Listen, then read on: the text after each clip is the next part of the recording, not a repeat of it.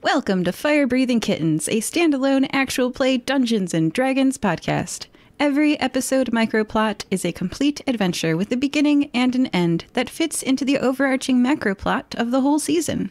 Because they stand sturdily on their own, you can listen to these episodes in any order and skip any you don't enjoy. Today is a special episode as it's an experiment in storytelling. Our three players today are going to face the same NPCs and setting, initial setup, sort of like when you raise the curtain on a stage, as the people who play in next week's adventure. But the outcome is entirely up to them. The fate of the NPCs is in your hands, players. Joining us today are Skirmish Killington. Well, hello there. Skirmish Killington, as the kind DM said. I'm a level 7 Goliath Barbarian. I'm about 7'7". Oh, wow, that's 3 sevens. That's fantastic. About 325 pounds. I got a nice pair of pants. I'm learning to swim. Things are looking up. Can't wait for the adventure. Oh, growing a beard. Trying it out. Green eyes. Pale blue skin. And that's about it, I think, for now. All right. Sinclair. Hello, everyone. I'm Sinclair, a 7th level warlock of Harrows the Ferryman. I'm a half-elf of average height with a slight build. I have a clean-shaven face, my left eye is hazel while my right is blue, and I wear my hair in an undercut that is black with cobalt highlights. My compatriots Malachi and Maddie are always close at hand, a raven and well-dressed imp respectively, and I always dress to impress. Today I'm sporting a knee-length blue tunic with gold and a pair of comfy black slacks. The pockets on these things can hold everything. Let's fill those pockets. And Cloudio. Hello, I'm Cloudio. I'm a Tabaxi Ranger. Well, if we haven't met before, you'll find me at about 6 feet 5 inches tall, nice and slender, cat-like person with beautiful green eyes and orange and brown fur. And, well, the rest you'll get to know along the adventure. All right. Where are each of your fire-breathing kittens' tattoos? Mine is on, so if I was to make a fist with my right hand, it's tattooed across the fingers, so that when I'm punching people for justice sake, that's the last thing they see. Sinclair's is located on their left forearm, palm side. And for Cloudio, it's on his right shoulder. All right. Pretty visible locations. You are all clearly fire-breathing kittens. You are each sitting in a seat in an auditorium inside the NiqaCon Convention Center complex. In between events, people are milling about. A person with the head of a rabbit, body humanoid but furred, wearing a phthalo green long-sleeve top that fits fashionably loosely on her thin arms and also wearing crisp white pants, has sat down and begun chatting with you all as she takes a break from setting flyers down on each chair. She sighs and puts her head in her hands and advises you, if you want to get invited to another Sunblade party, you have to stop impersonating them. They took offense. Although how anyone could mistake fire-breathing kittens, and here she looks at you three and raises an eyebrow, for paladins is beyond me. You should make up with them somehow, though. That garden party with just the moody booksellers was so boring. It'd be way more fun with you all there. Well, do like a party, and thank you so much for saying it would be more fun with us around. I heard stories at the Guildhall about the paladins pretending to be Sunblades. That wasn't us, I don't think. Do we still need to apologise, though? Even though that was, I guess, as representatives of the Guildhall, we should be apologising, and if so, to whom? Well, I think there's a certain department for that, so I don't know if we'll be in charge of PR, if I'm being honest, but I mean, we could give it a shot. Well, actually, the PR department told me specifically not to talk on behalf of the guild anymore. There was a fracas. Listen, I have a few cases open for me too, so we can talk about this later. Cool. Yes, I believe Usalag will send a very nice fruit basket and an apology card, and that should square us away, I believe. Well, good. That'll make the garden parties much more enjoyable. Joyful Babette! A voice calls. You all turn your heads and see a bunny person with the head of a rabbit and a humanoid body covered in fur, wearing some latest top fashion monstrosity, hopping down the aisle to her at top speed. Come quickly! Your art! The rabbit-headed woman you'd been talking to straightens, ears pointed directly upward, and hops after him at great speed. Seems like there's some kind of emergency. Would you like to follow them or mill around in this convention center? Are they setting up or taking down? I think that might be a DM question. Does it look like they're setting up, or it's like already? You're in between events in the auditorium, which has a lot of seats. Some of the seats have flyers on it that Joyful Babette put on them. Others of the seats don't. Well, I like Joyful Babette, so I'll do two things. I'll pick up one of her flyers, and then I'll follow her to see if she needs any help. Would you like to come along, guys? Yeah, I'll go. Yeah. Skirmish, while we're on the way, what does that flyer say? Oh, that's a great question. Let me read it. In a different voice, of course. A glossy paper brochure in artful letters proclaims Joyful Babette Canvas Gala, a date 2 weeks from now, and an address in the Arts District. Everybody who's following them, please roll a survival check. All right. Ooh. 17. 22. 9. Cloudio starts to turn left, and then the other two are like, no, to the right. So, Cloudio, you're officially in last place, and then the other two are kind of tied. Bounding through the convention center halls, jumping past people, the bunny people speed to a dressing room. What are each of your movement speeds? 30. 30. 40 maximum. Okay. Sinclair, you fall behind a little. The order is Skirmish, then Sinclair, then Cloudio. You arrive at the dressing room door. It is open. You are in time to see, this is for Skirmish, Joyful Babette plop her crisp white pants onto the ground as she slumps, emotionally upturned like someone upturned the closets of clothes on the floor. These clothes aren't just piled on the floor. They're in pieces. Finger-length tatters of glittery satin, habute, and charmeuse.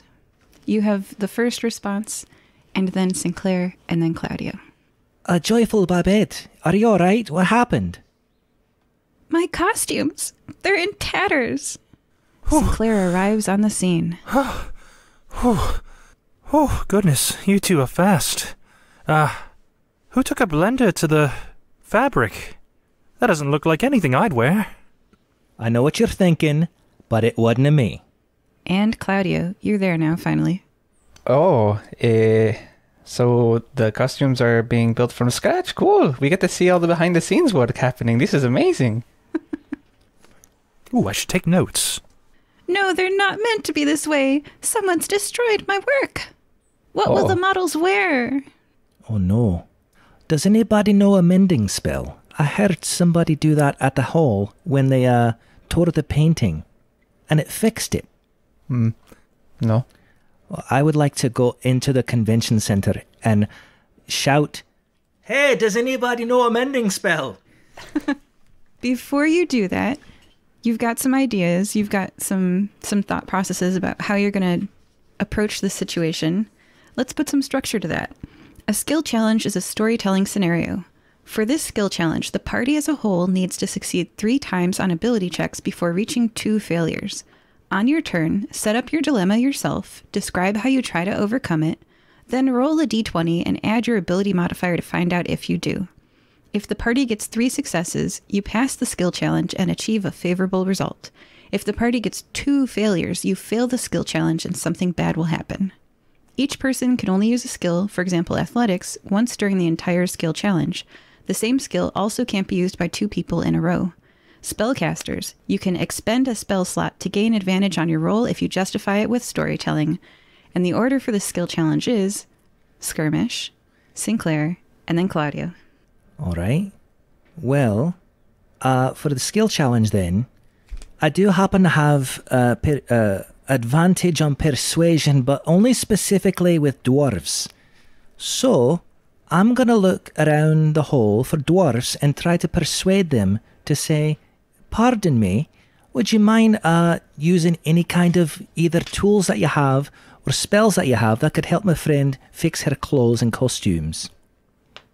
A 4-foot, 6-inch tall, 209-year-old dwarf woman with chestnut hair, tanned skin, and green eyes is walking down the hallway at that moment.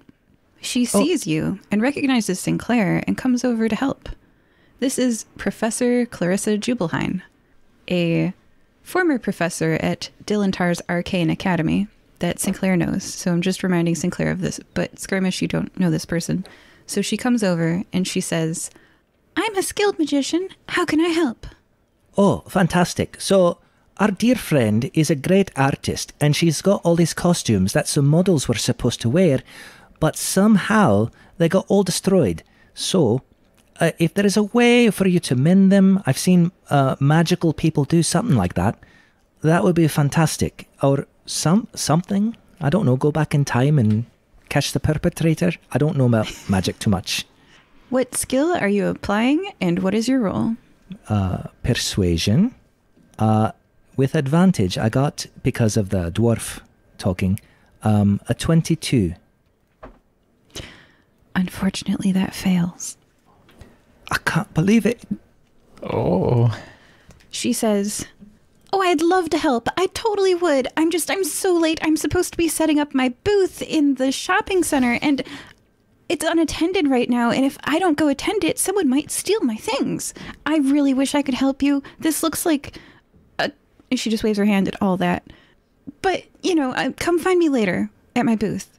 Then I'll have everything sorted, and I'll be able to help you then." Oh, Hi, okay. Sinclair. Bye. What's your booth number? Sinclair. Oh, Skirmish had a quick question that they needed answered. Booth 24. Okay, Thank see you you. later. Thanks, Professor. We'll swing by afterwards. And that's a fail. Skill challenges have a DC to them that I write down beforehand and I try to stick to. So next up in the skill challenge is Sinclair. You can't use persuasion. Now, here's an important question. The other rabbit folk person that initially alerted our dear joyful Babette to the sabotage, are they still here in the room? Yes. Sinclair is going to try and go bad cop and use intimidation to interrogate. Okay, let's hear your interrogation and then see your number. All right, you, person whose name I don't know at the moment, what is your name? What were you doing before you alerted Joyful to the sabotage? How do we know it wasn't you? And what's your number? Oh, that's a natural 20. Plus 7, 27. Ayo, that passes. He stutters and stammers and says, My name's Quixotic Emmanuel, and I helped build these costumes. They were for the Joyful Babette team of the NiqaCon test, the talent show that's going to be held tonight. It was to be living art on stage, models strutting their hand-painted garments on a catwalk that extends out into the audience. There's a 20,000 gold prize for the most popular entry. It could have funded our artist retreat if we'd won. I spent hours painting them. I promise it wasn't me. All right. I'm not through with you, but your alibi seems to check out. Excellent. We are to Cloudio. 1 fail and 1 pass. Remember, if you succeed 3 times, or if you fail 2 times, the skill challenge ends. So if you fail now, it ends. Oh, jeez. No pressure. Okay. I'm gonna start walking towards the pile of tattered clothes and kind of start, like, are they just in shit, like, all together a mess, and, like, can I separate them as fast as possible to start, like, figuring out what, like, how to best reconstruct these if we have to get to that? So with, like, sleight of hand, I'm just gonna go over there and kind of, like, quickly start shuffling them into, like, appropriate piles. Excellent. We have some tatter sorting going on. What's your number? 21. You guys. That's a second fail. Yikes. Okay. So, some things happen. As you start to separate the tatters, you find a stone tablet that is in this mess that is not clothing and doesn't seem to have been part of clothing, so that's suspicious. And also, as you try to sort them out and mend them, you notice that the fabric, like you've sorted them, they're in piles, but when you try to line them up, they don't line up. It's like there's a piece missing from the middle of it, as if you lined these all up, like something had cut and taken some of the fabric as they cut, which would really thwart a mending spell, which is when you line two things up and then, and you would say that this is not a magic type you've seen ever used before. It's either a very high level spell you're not familiar with, or even possibly a new spell to remove a strip from between two edges with every cut. This is crazy advanced magic you've never seen before, and you can't fix it. Also, there's a stone tablet. And you guys have failed the skill challenge. So, for everyone, all three of you are in the dressing room. And this whole time, everything you've touched and investigated and been near has been coated in a mild sheen of tiny, finer than sand gold dust. And it's been kicked up in the air, and you've been breathing it in. It's everywhere in this room, and possibly in the entire convention center. You notice it now, rubbing your fingers together and looking at the gold dust closely. As you peer at it on your fingertips, it sinks into your skin and is gone. Please add that to all three of your character sheets. Gold dust is in you. Sinclair, using one of the Eldritch invocations that lets him detect magic at will, is going to detect magic. Does this look very familiar? Yes. Oh, expletive. Hey guys, I think we need to swing by Barry's down in Mishwi. If not today, very soon. And on top of that, I mean, I kind of pick... no, I don't pick up the stone tablet, but I kind of... There's a weird stone tablet here. I don't know if this was part of the costumes or not, but it looks a little different than the rest of the garments here, and also the garments seem to be missing some pieces. Well, that's weird. I'd like to pick up that stone tablet and take a look at it. When you touch it and pick it up, an illusion beams upward from the tablet. 3 taunting but beautiful faces appear like a hologram, laughing at you, pointing, pulling down an eye, and sticking out their tongue. They are a man with cardinal red hair, a man with black hair, and a woman with hair that must have been dyed maroon. All 3 of them are unusually attractive people. Do I recognize the woman with the maroon hair or no? You do not. Okay. Joyful Babette, I'm used to being taunted by beautiful people. Do you recognize these beautiful people? She's sniffling and sobbing because she spent so many hours making these models' clothes for her catwalk event. And she raises her head to you covered in tears and says, "Yeah, this is so weird. Those are 3 of the 4 kings of the prancing hippogriffs." And who are they? They're a guild in NiqaCon and also a pop idol group. Oh, yes, I think I've heard their songs like Fly Me Away with Your Talons, and I think that's the only song I've heard. Yeah, how did that one go? It was pretty good. It, da da da da da. It goes like that a little bit. Oh, I'm rather fond of I'll Slay It That Way. Do you know if they're going to be here at this convention, modeling clothes in perhaps competition with you? They don't normally model clothes, but I couldn't say. Maybe a fan would know. Oh, well, let me go call for security. And she leaves the room to go call for security. Sinclair, your friend knows about magic? The dwarven friend that we're meeting later. Or we can, at least. Oh, Jubilee? Yeah. Oh, I mean, her specialization is abjuration, but, I mean, was a tenured professor, so she's pretty experienced in all the major schools. Yes, I mean, well, I'm going to take some of these strips of the cloth because they seem to have something weird on them, and maybe she can help us figure out what's on them, or at least get us more information, to be honest.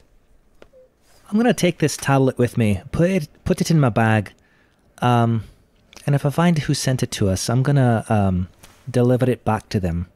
Also, let me say, it's a great business card. I mean, we should kind of get this technology for the fire-breathing kittens, and, they pick up and we show up with, thumbs up, hey, it's us, that'd be great. So PR team can be really, this could help them out.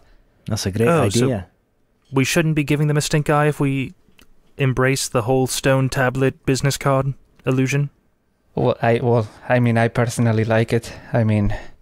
Well, we can do both. We can still have our business card, and we can still punch them in the face because they're being mean. Oh, that works, yeah. If we're punching these kings in the face, I suppose we could take some of theirs and then, right over them with our own spell, so to speak. Exactly. Quixotic Emmanuel, are you still in the room? Yeah, he is. He's cleaning. All right. Pardon me. Do you know anything more about these kings of the prancing hippogriffs? I can't say I'm a fan myself. And then, since you've asked for more, the door to the dressing room opens, and an angeling man with red skin, black hair, dark eyes, and wearing a suit strides authoritatively in with joyful Babette. Fire-breathing kittens? Already on the task. Good. Rictavio Brittlecorn, NiqaCon Managerial Executive. What have you found? Go ahead, Cloudio. All we've found is destroyed costumes and nothing else. I would say we found quite a lot of dust everywhere, and I'm not a fan. I saw this at the zoo before, and it wasn't very good. That's true, that too. Sinclair, since they're already infected, we'll pick some up and, not trying to infect this business person, but hold it up so they can see it. Yes, this, I've encountered this once before. It's rather hazardous. Don't get too close. Alright, noted. I'll get security on it right away. Oh man, it's in the hallway too. What is up with this stuff? So, who did this to close? I don't know. First we heard of anything being wrong was Quixotic Emmanuel warning Joyful Babette. We were sitting in the convention auditorium. He warned her that something was happening. We all rushed here, and everything was already amiss. However, I do have this tablet with this very taunting message on it, if you'd like to take a look. Hand it over. Here you are. The tablet beams up a hologram. Sticking out their tongue, pulling their eye down, pointing their fingers at you are a man with cardinal red hair, a man with black hair, and a woman with hair that must have been dyed maroon. It sounded like Cloudio didn't trust Rictavio Brittlecorn, and then Skirmish handed over the tablets. There's some dissension in the ranks about whether or not to share the info, but alright, so he holds the tablet back from his face suddenly, as if surprised and displeased. Sounds like someone needs to find them and, escort them out of the convention center before they cause any more trouble. I know just the mook for the job. Stay here. I'll be right back. He leaves the room. Is he taking the tablet with him? Because I'd like that back. No, he hands it to you. He does not want it. Okay. We almost lost our business card prototype. Right. No, that's yours. He looks displeased. I will say, I am a mook, and I wouldn't mind taking these folks down. So if we could find them, I'm for that. And I'm this mook's agent, so if you do need to book us, I can negotiate a very competitive rate. Yes, he returns to the room, I guess, because you guys are still talking to him. Oh, sorry. He's like, yeah, I'm hiring you, obviously. I'll be right back with someone to help you. And then he returns. He returns. Shortly he returns. Following him is a 5'6", 140-pound human. She's wearing what you can tell is a lot of makeup. He leads her to you and says, "Fire-breathing kittens. This is Roxanne Deng, a subject matter expert." She looks at you with the expression of someone who licked a lemon. "Well, I'll leave you all to it. Find and escort them out of the convention center, and there will be a reward in it for you, fire-breathing kittens." He clicks his tongue, points his fingers at you, back and forth rapidly. Party winks and then leaves the room. Well, that seemed like a friendly chap. Hello, Miss Dang. or Mrs. Dang, I'm not really sure. Well, anyway, Roxanne, I'm Skirmish. We're with the fire-breathing kittens, and we'd like to find these folks. Can you help us?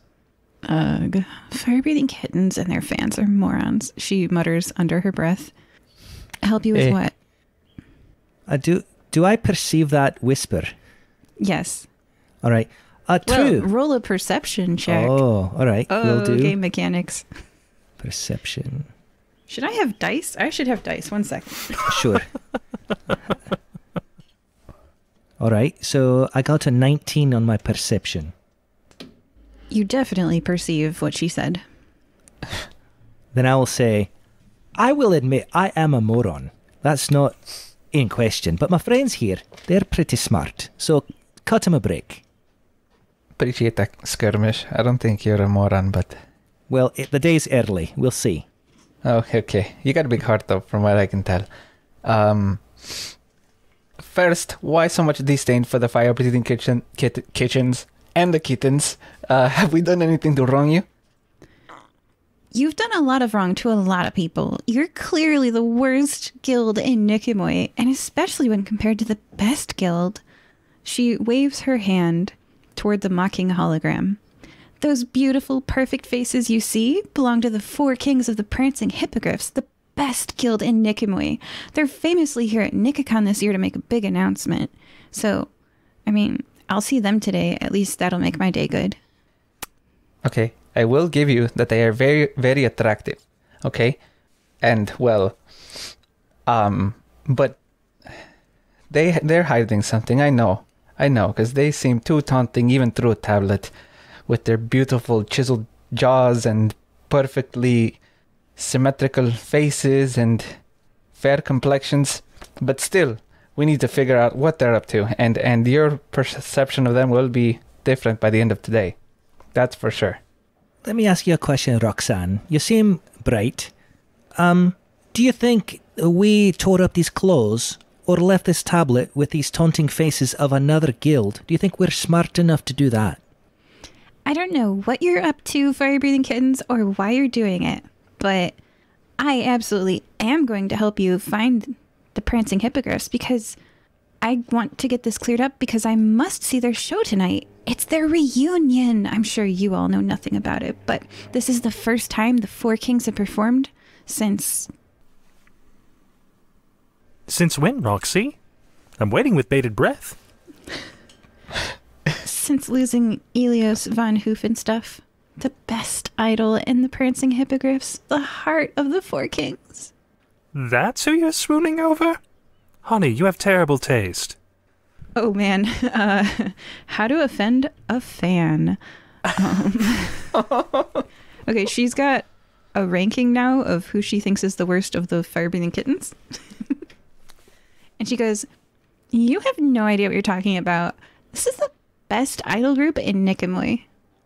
That's a very strange way to say the word overhyped, but everyone's entitled to their opinion even if they're wrong. Wow, just wow. I bet you couldn't go toe-to-toe with them in a dance battle if you tried. You would lose so hard. They're the best dancers. Tell you what, we're supposed to be escorting these folks out, and when you help us find them, we can have that dance-off. You guys have my back in this, right? Cloudio, Skirmish, you have my back in this dance-off, right? Absolutely. You bet. Oh, awesome. Wonderful. I mean, and Skirmish, if it looks like they're winning, break their legs. I'd like to whisper to Sinclair, I'm not the best dancer, but my endurance is quite good, so I could outdance them lengthwise, but maybe not style-wise. I mean, and if you step on their feet hard enough, they can't keep dancing. Oh, that's right. I can be creative with my dance. So what happened to this von Hoofenstuff fellow? He left the group. Oh, it was terrible. It's like breaking up a family. Doing his own solo act. Oh. I can't believe he did. He hasn't debuted yet, though, since he left. So who do you blame for breaking up the act? Would it be the other 3 or this one? It must have been something over BAM, you know. Yeah, I know how that goes. Well, I'm sorry they broke up your favourite band. And I'm sorry you think so poorly of us. Perhaps as we go through, we can redeem our organisation. I really don't like disappointing folks. If we can be friends at the end, that would be ideal.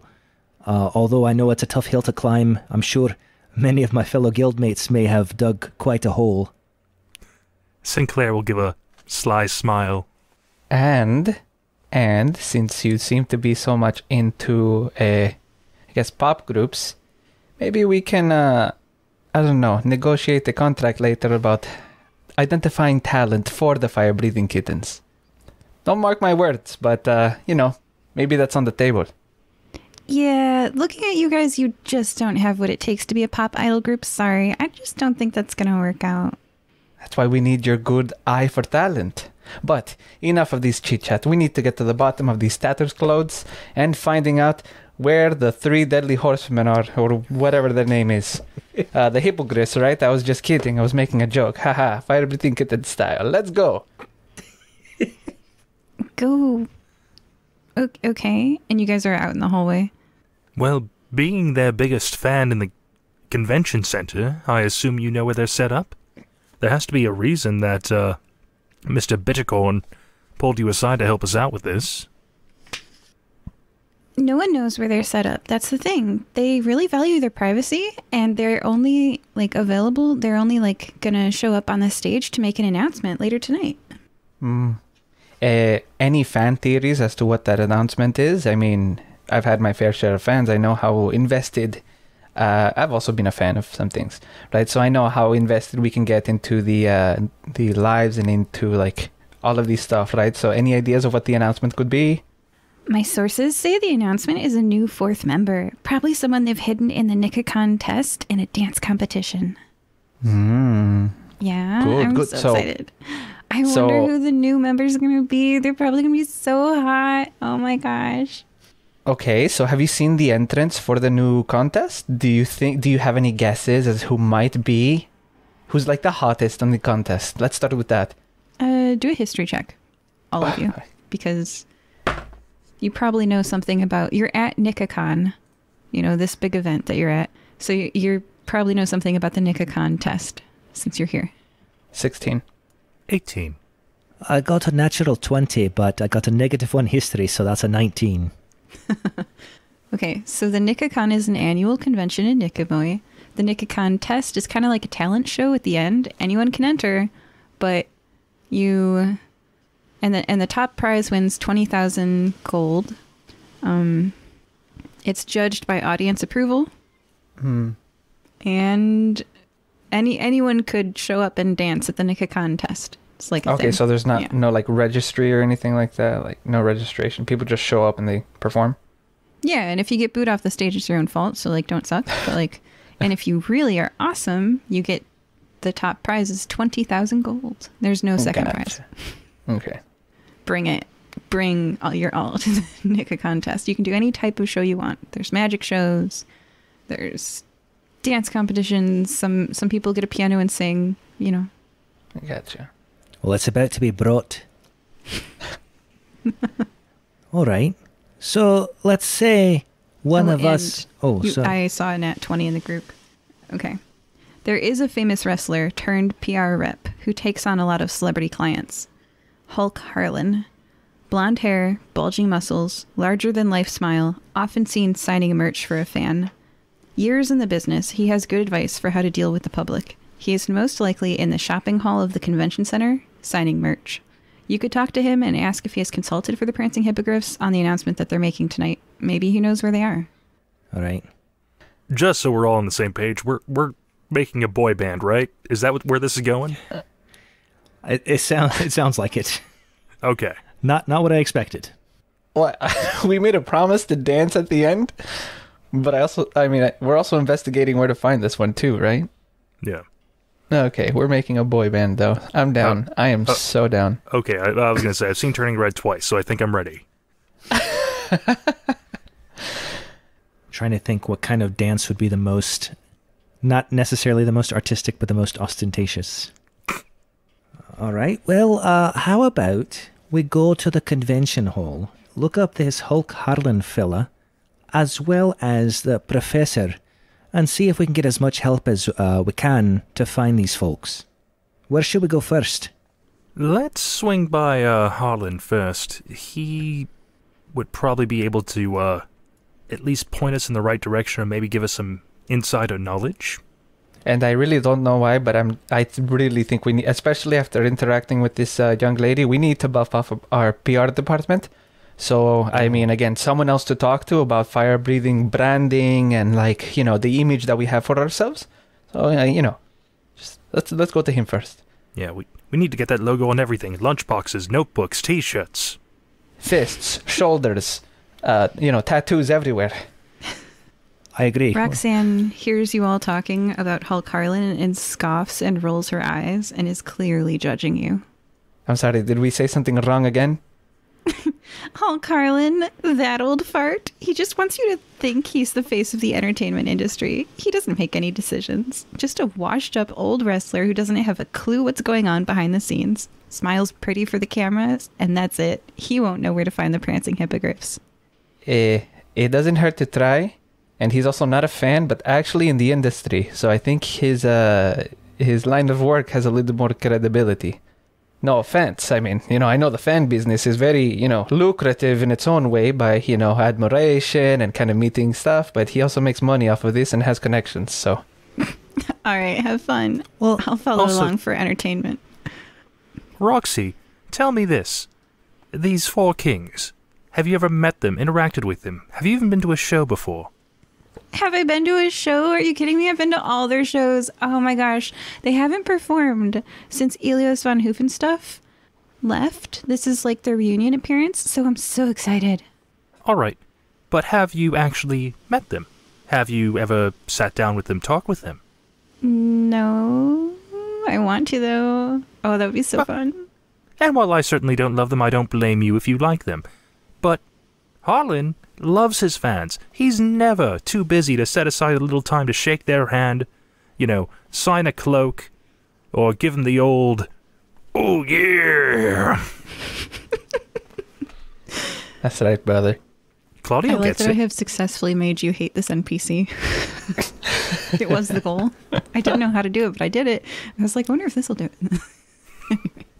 So, Roxanne, I know Octavio was looking for a subject matter expert, and then he brought us you. What's your expertise? Is it just knowing about them flying hippogriffs? Is that... The prancing hippogriffs! And she stomps her foot. That was a test and you passed. So is that what you know best? I know all of their information. I know their birthdays and their favorite food. Oh my gosh. What's their sign? Sagittarius and Taurus is that one. And Libra. Oh, okay. So now we understand a little bit about their personalities. Sounds good. I've got so much insight Okay. now. Yeah, now, don't worry. I think we're getting close to understanding the prancing unicorns now. So if you know their She names... looks so angry. If you know their names, I'd like to take out the tablet, so the hologram or whatever, the illusion pops up. Can you name these folks, these two gentlemen and the lady, if you could call them that? Oh, they're definitely gentleman and lady. Okay, so the red-haired one, his name is Yunhyung Apinelu. Oh my gosh, and he is so athletic and he works out all the time. And then, okay, so the one with the black hair, he's quiet and he listens to music with headphones on whenever he's alone. And his name, it's Mozart Sharapov. And, you know, Mozart's his stage name. But anyway, so, and then the girl with the maroon hair, her name is Bam. And she is Mozart's sister.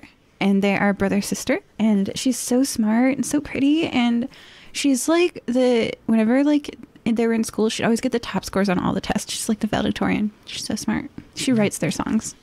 And what did what did Elios, what was his contribution? Was he like the bad boy? Oh my gosh. Okay, so he is like an actual silver hippogriff with like an eagle head and wings and a horse body. And he is just the best singer and dancer. His footwork, obviously, is the best. He has 4 hooves, you know. And he is, oh my gosh, like he's a horse, but he's very handsome, you know, with his eagle face. He's just so majestic. So he's like the lead singer And then those two are his backup singers, and then they play instruments. Oh my gosh, she just goes on and on and on and on and on and on. He's an actual hippogriff. Mm-hmm. Okay. That's why they're called the prancing hippogriffs. But okay, just a quick, that has plural, and he's the only hippogriff. No, they're all hippogriffs. Are you all kittens? Well, I am. I mean, I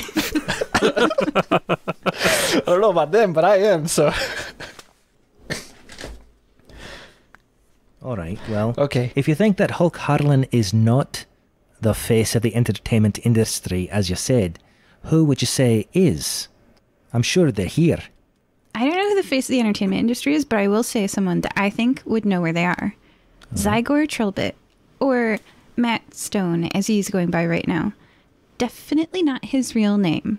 I heard someone slip up and call him Zygor one time.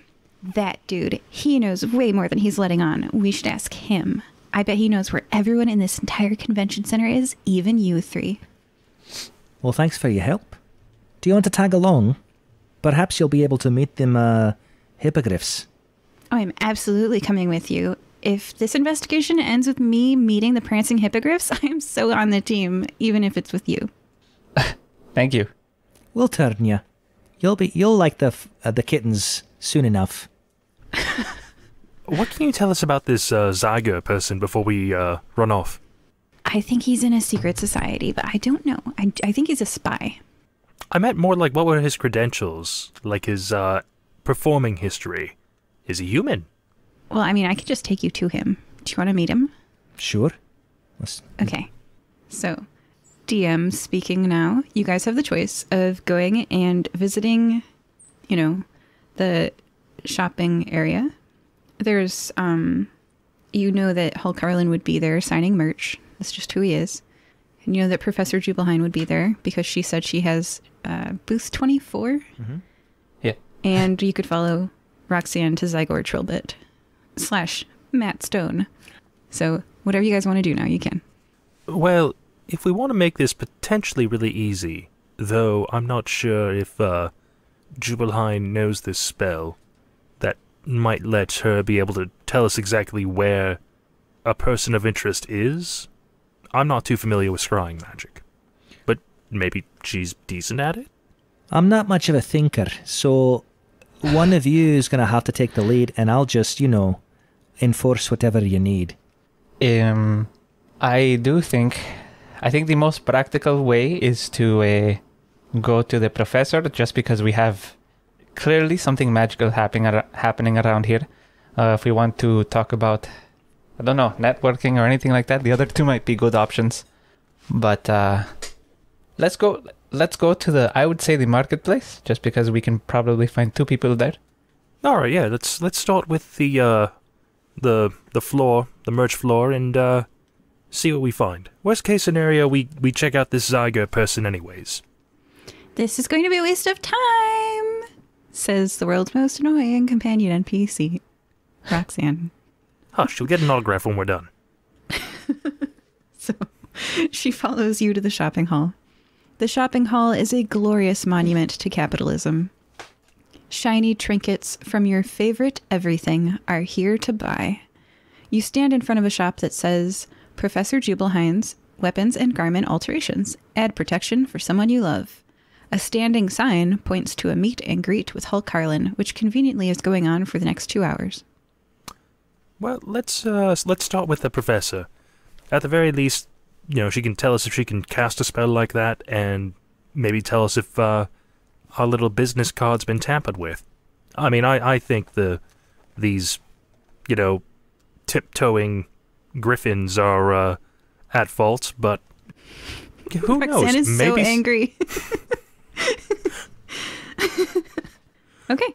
An aged dwarf woman with chestnut hair, tan skin, and green eyes sits behind a table covered in shirts, pants, and fabric paint. She is currently finishing up a magic circle on a pair of jeans, which glows briefly, then sinks into the fabric and disappears. The customer smiles and receives the clothing, and Professor Jubelheim looks up expectantly to you and says, Sinclair! Hello. Hey, Professor. It's been so long. How are you doing? Oh, I'm doing so great now that I'm no longer working for Paraguardian. I became a kitten. See, check out the tattoo. Wow, that's magical. Yeah, it lets me see hidden ink. Listen, I can't wait to catch up, but I do have, I'd say a favor, but I guess it's two. First, hey Skirmish, can I see your business card real fast? Sure. I like to think of it as our business card. Here you go. All right. Sinclair will show off the taunting trio. Now, I think these are the folks we're looking for, but I just want to make sure that before I ask for favor number 2, that this hasn't been tampered with. You know, maybe somebody, leaving false evidence to lead us along this path. You know what I'm saying? I can definitely see why you would be curious about that. Your life's just been, ever since that, at Dylantar's Arcane Academy, it's been rough on us all. I wish I could teach there again. Maybe I will soon, I hear they're rebuilding it. Oh, yeah, I actually swung by there for a spell. Reconstruction's going along pretty decently. The quad's about 3/4 of the way done, it looked like. Fantastic. Not that I don't like running this shop, but it'd be so good to teach again. So, yeah, Sinclair, if anyone has a right to be suspicious, it's you. I wish we knew what happened that day. I'm sure we'll figure it out. Yeah, but don't let it spill over into your personal life too much. Sometimes you gotta trust someone. Well, let me take a look at that tablet. There was a gesture. He handed over the tablet. Translated well to the podcast. Okay, so she receives the tablet. And she says, yeah, this is definitely a magical tablet. It is of the Illusion School of Magic. Is that a school of magic, you guys? Mm-hmm. Yes. So the Illusion School of Magic, and it is an illusion that was crafted to make these 3 people look like they were sticking their tongue out and pointing and pulling down their cheek and their eye at you. You wouldn't need to be these people to make it. Oh, so anybody could have made an image of them and just constructed it? They could have. So I may not be totally within bounds to bash these people over the head with this tablet, because it may not have been them in the first place. Well, I could draw a picture of you. Could someone hit you with that picture? Yes.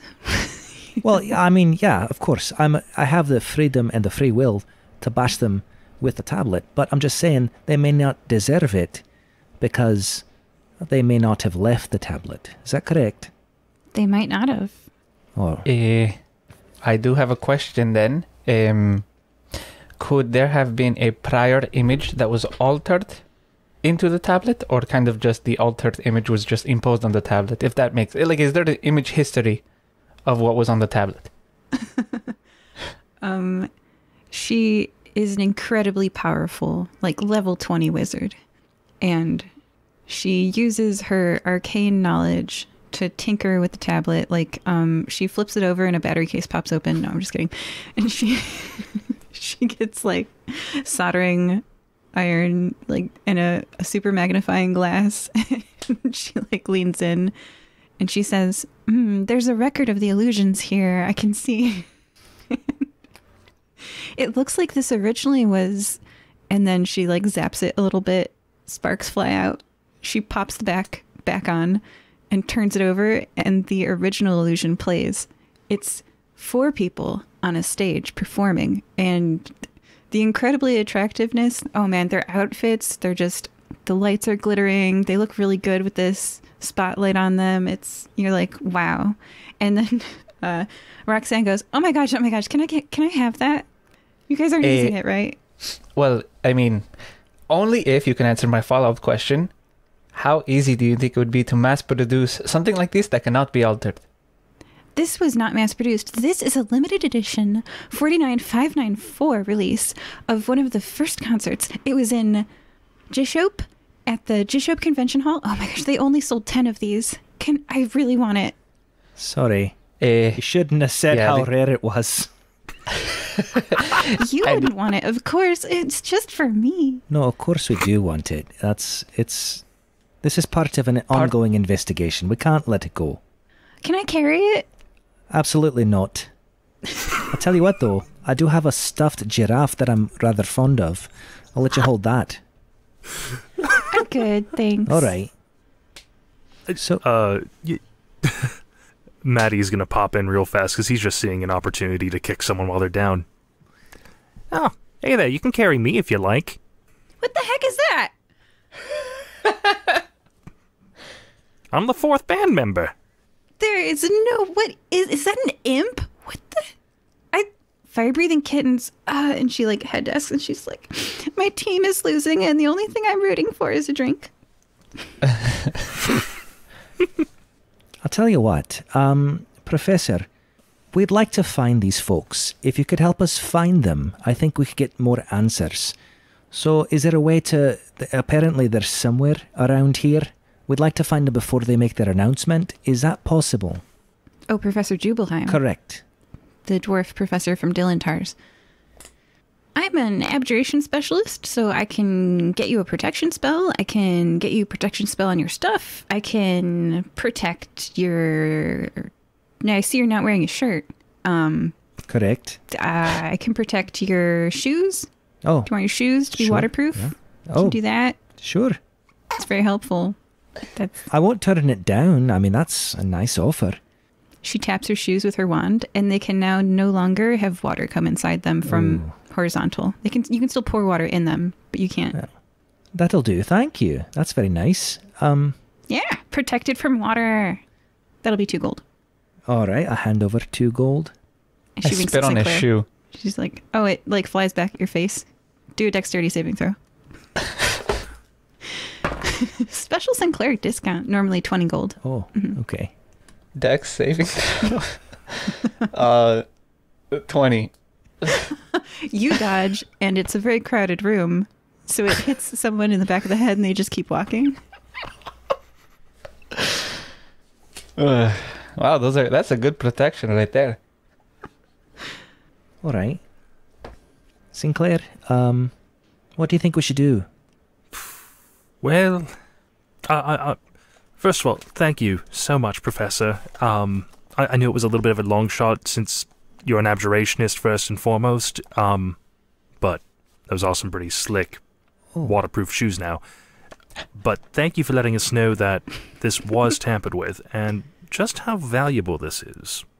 I actually have one more thing for the professor. I bring out some of the tattered pieces of cloth. These do seem a little tampered with. Magic is not my thing, so I was wondering if you could take a look at them.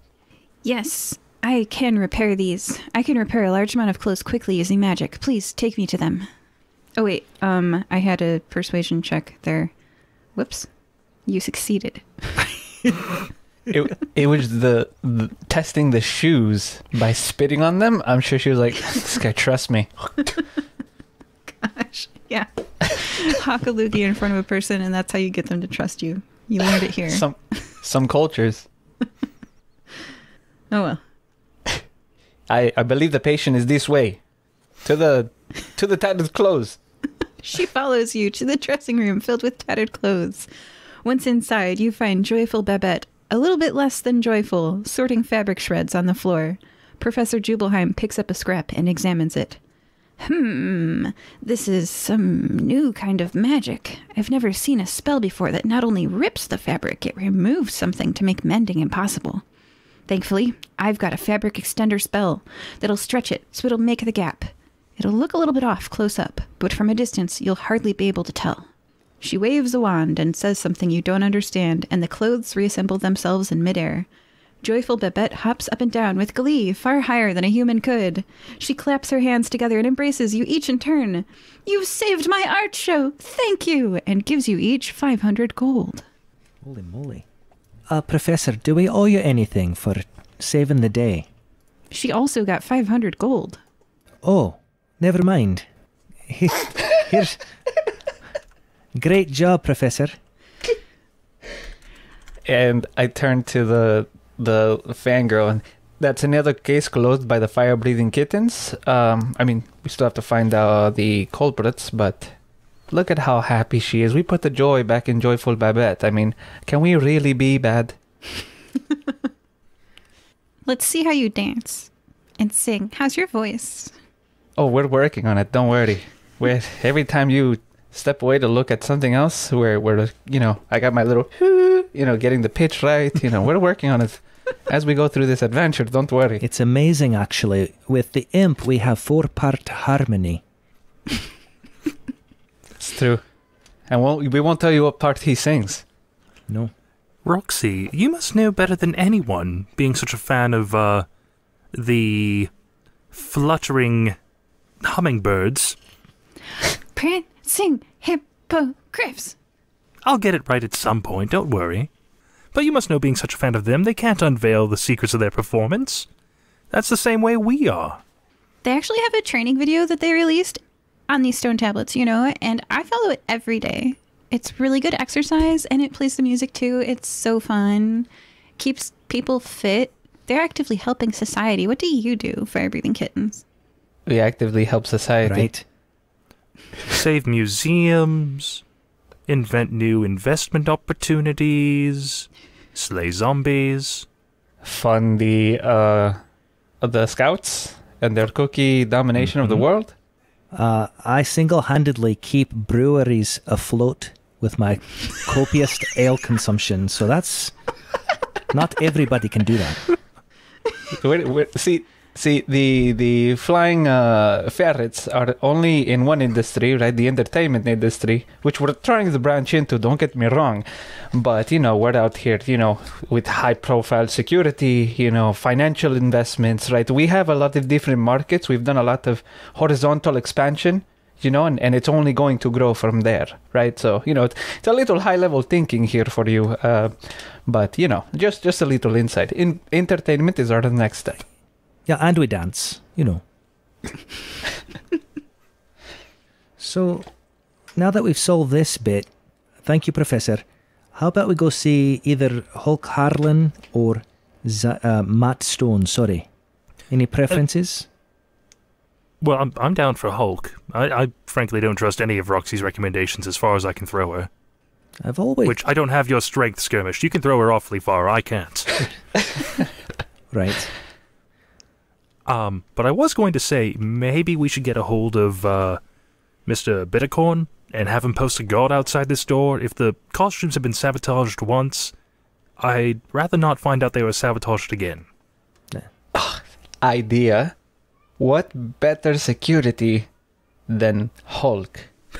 I mean, he was an ex-wrestler, right? I mean, protecting entertainment investments might seem like his way to go. I think we found our solution right now. So, Joyful Babette, how would you feel about that? I would love some security. Why would anyone sabotage us? We're just making beautiful art. I agree. Well, let's go try to convince him then. It looks... I turn over to the fangirl again. I have it written down. I just can't find it. Looks like we're going to meet Hulk. I'll get you an autograph, okay? Such a waste of time. And you all go to the shopping hall again, right? Yes. Right. Mm-hmm.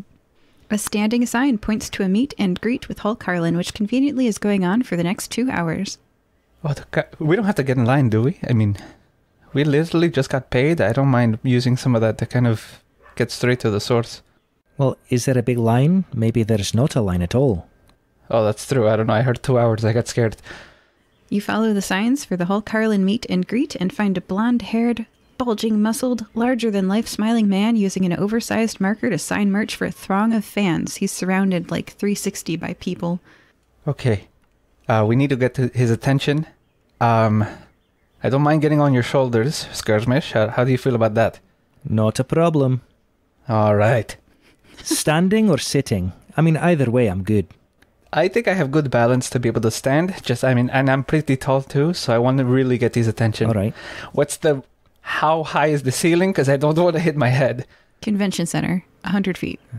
Oh, you're right. Not even a concern. Okay. Do a dexterity check of some kind, and Skirmish, do a strength check of some kind. Can I do an acrobatics? Yes. I'll do athletics. 22. 19 on the athletics check. Yeah. Skirmish kneels down. Cloudio hops on. Skirmish stands up. You hold his feet on your shoulders. And you are definitely making an impact on everyone around you. Is like, whoa. And Hulk Harlan sees you immediately. His eyes settle on your tattoo, which I think you said was on your shoulder. Yeah. And they widen. But then he smiles again. That same brilliant smiles and welcomes you. Fire-breathing kittens. Hello, Mr. Hulk. How are you doing today? I'm great. Welcome to my meet and greet. What can I sign for you? He's talking up at you because you are standing on Skirmish's shoulders. You know, I kind of like this position. I'm sure you don't get to talk to many people, like talk up to them. So, yeah, this is cool. Anyway, so we have a situation, right? I don't know if you know Joyful Babette, but, you know, a fellow entertainer in today's convention hall, and she had her costumes ruined, right? But fortunately, the fire-breathing kittens, as you know, because we're so great, kind of towards Roxanne, we helped recover the costumes, right? But now we're concerned about it happening again, and a man of your stature and your you know, well, your strength too, to be honest, we would love to have you help kind of protecting her costumes. I don't know if you'd be into that. Absolutely. And he takes out a business card. It says Hulk Harlan, 100 gold per hour, and hands it to you. Thank you. While I have you here, Mr. Harlan, would you mind signing my belt? Absolutely. He takes out his larger-than-life marker and signs your belt. It's mostly like black scribble. Very little. You can see, I guess it says Hulk Harlan. Maybe. That'll do. Thanks. 100 gold per hour, though. That's a little pricey. Well, that depends, actually. How far away is the talent show? Time-wise or distance? Time-wise. I think time, yeah. It is 2 hours from now. I don't know. Sure. Oh. It's coming up. I think 2 hours. I'm willing to make that investment. I mean, Yeah, that works. Yeah. honestly, it'd be like Joyful Babette is paying for this, really. Okay. I don't mind paying. It's fine. Yeah. And, honestly, like, the more if he wants to bring the fans here as well, that's dozens of witnesses. That's more eyes. Yeah. I'd say this is an excellent investment. Yeah. Okay. Mr. Hulk, I mean, we're okay with the price. We'd like to hire you for the service that we just talked about, getting you to protect Joyful Babette's costumes. So how would you want to do the payment? Some up front and the rest later. Yeah. Pay me up front. I'll go where you want. How much Alright. gold do you hand Hulk Harlan? I'll just hand it to him. I'll do it for now, friends. I'll put it on your tabs later. All right. Hey, Hand him 200 gold. Nice. He takes his giant oversized marker and he writes on the meet and greet sign, moved to hallway. And then he goes and stands there with all of his fans signing their stuff. Let's go. That's not a fire hazard at all. hey, before you go, sir, I got a question. So, do you know much about the 4 kings of the prancing hippogriff? He, do an insight check. All right. Nice. I'm not very good at that. And it shows. I got a 2. You're looking at his arm muscles. I'm a bit jealous. I've got to figure out his diet and workout regimen. Oh, yeah. I eat 3 chicken breasts for breakfast, and then I do 30 push-ups, and then I go for a jog. Gotta wake up right, And then and he's gonna tell you. And at the end, you've counted 15 chicken breasts. I'm taking copious notes. Just like, oh, okay, yeah, good. Yeah, this is exactly what I need. On Saturday, I ate an entire large pizza. Pizza. Not familiar with that. I'll have to look into a pizza. Thanks, sir. Wait. Hulk, I'm trying to bulk up too. Was that a meat lovers for the protein? Yeah, man. Thank you. Okay, so he got out of the question a little cleanly and is now signing stuff in the hallway. See, Roxy, that's how someone should treat their fans. Always happy to meet and greet, always happy to rub elbows, always happy to help them out at a nominal fee that isn't too overpriced. Roxy goes, well, you'll see at their show tonight why they're better. All these promises, you'll see, we'll see. Listen, when it gets to the dance-off, that's when we'll really see, okay? So, I'm not holding my breath. I feel like a person who is a Star Wars fan trying to convince a Trekkie that Star Wars is better. Hey, that was part of the design for the show. Oh. I was like, I'm doing a convention. It's going to be like one of those Star Trek, Star Wars conventions. But for NiqaCon. So, should we go see this Matt Stone fella then? Get some info on the hippogriffs? Or should we look into costumes also? I mean, I see a lot of folks around here dressed up, and it looks fun. I mean, we can probably get you a shirt later, but, I mean, that's already a costume, right? Yeah, absolutely. Well, I mean, if we want to participate, we also need to figure out who's who. Like, there's always a bad boy, there's always a, shy one. I don't know the other tropes that need to be filled. Oh, here's when Roxy shines. She's like, I could give you a makeover. Okay, so you would be the mascot. And she turns to Cloudio. And you would definitely be the cute one. And then and she turns to Sinclair. I'm sensing like, I don't know, like you're the fashion one. You've got the underline with like your hair is blue on the underside, right? And then it's like black on top. Yeah. So you would definitely get like lighten your face a little bit and put some dark makeup on it. And then you do this on your eyes. And then we give you like an earring with a cross on it, but just in one ear. Yeah, like dangling. And then you would be the strong one. So we'd have to do definitely like some jumping part in your dance routine. Like maybe a flip. Yeah. Can do. Maddie pops in again. And what about me, huh? Get the imp. Wait a minute. Definitely behind the scenes. Okay, so you're doing lighting. Normal people don't like imps, Sinclair? Who said he's an imp? This is my dear cousin Matty. He is a gnome that just happens to have a condition that affects his skin color. Oh, I'm sorry. I thought you were an imp. Oh my god. Okay, all right. I have no prejudice against disabled people, I guess. Yeah, so we would put you on lighting control. You'd have to work spotlights. So when people come to and she's going to talk all about pop star stage lighting with Maddie. Oof. But like she occasionally sideways glances at Maddie. And like that, Roxy may have gotten on Sinclair's good side by complimenting their fashion sense. Oh no, now you like her. +1. She's an unlikable NPC. But she hit the right button. Oh, she called you the fashionable one. I mean, you gotta stand in the middle, because you're the fashionable one. Yeah. She called me the strong one. That's like saying fire's hot. So she leads you all to a hot dog stand. You are in line behind 4 people to buy a hot dog. You wait. I'm looking at the menu. It says hot dog, 1 gold. Okay. But this one's on me, guys. I mean, you already paid for Hulk.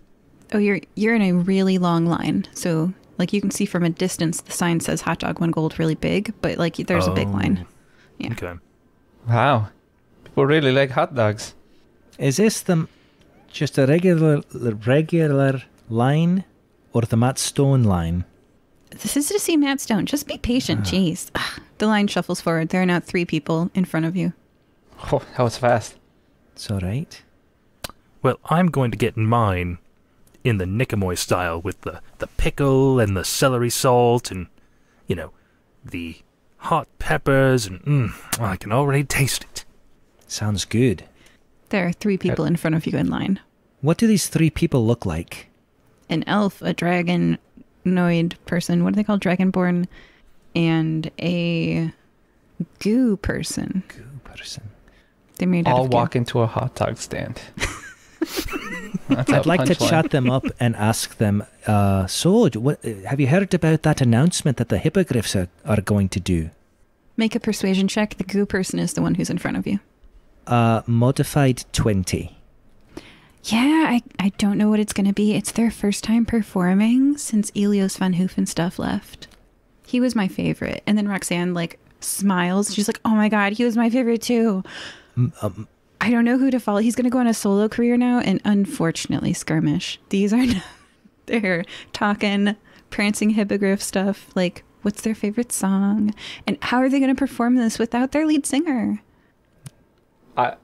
As this goes on, I want to turn to Sinclair and like fake, like kind of match their energy. So tell me about this hot dog, like what the Nicomoy style, like how is it? Like I would love to enjoy some of it, right? I there's like a tabaxi style that I really like, but tell me about what you enjoy about the Nicomoy style.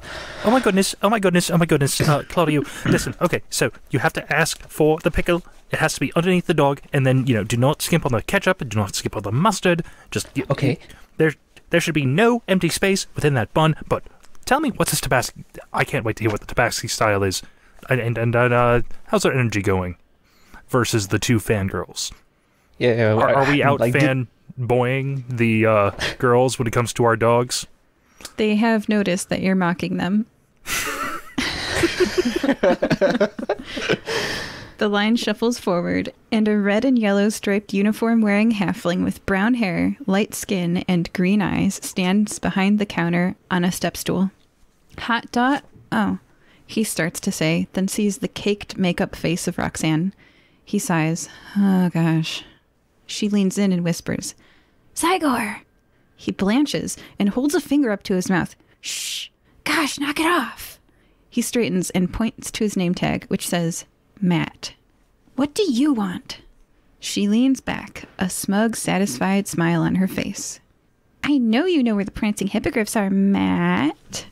His eyes narrow and he looks annoyed. Not again, you fangirl. I'm not helping you, stalker. She raises her eyebrows in supplication. It's not for me. It's for them. She turns towards you three and gestures. The fire-breathing kittens. The halfling raises an eyebrow at you. Pardon me, Matt. Haven't we met before? You look familiar. Didn't we meet, I was helping you look for your dog? Sorry. Matt. Yes, Matt. What, can we... And you are... Oh, sorry, we've never met before. My name is Skirmish. I'm with a group called the Fire Breathing Kittens. Can I get 3 hot dogs and then whatever these guys want?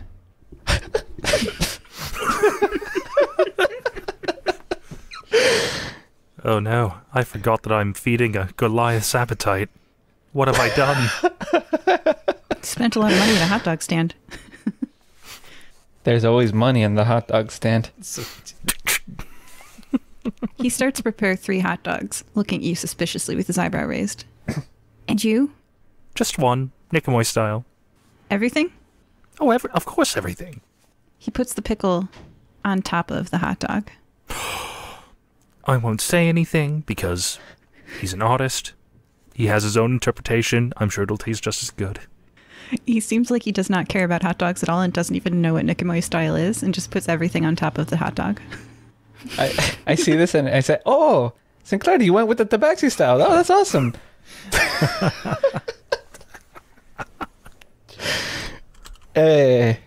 One hot dog for me, Nicomoy style, but with the pickle under the hot dog, right in between the bun. I've heard it makes an incredible difference. He prepares it as you direct him to, because you're giving him directions, not because he's trained in hot dog making. So what brings a hot dog cart like this to NiqaCon? Just selling hot dogs. Just doing my job. Perfect. So, I have a proposition for you. Can we talk in private? I need to cater a big party and need help providing hot dogs. Wink. The wink was my eye, not me saying wink. Do a persuasion check. Is he a dwarf? He's a halfling. Oh, never mind then. A 9. The halfling takes a big breath, then sighs. There are people behind you. Pay for your hot dogs and then get back in line and we'll talk in a few. How many hot dogs do you have left? 6,000 hot dogs. That's quite a cart. I'm in a convention center. Right. I store the I others was in the going to kitchen. do a bowler move and buy all your hot dogs. I don't have that much money though, so sorry. Oh, lame.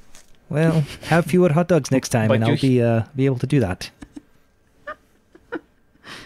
To be fair, you hear his level of commitment and the young girl, but we'll talk again. We'll talk soon after we get some more hot dogs.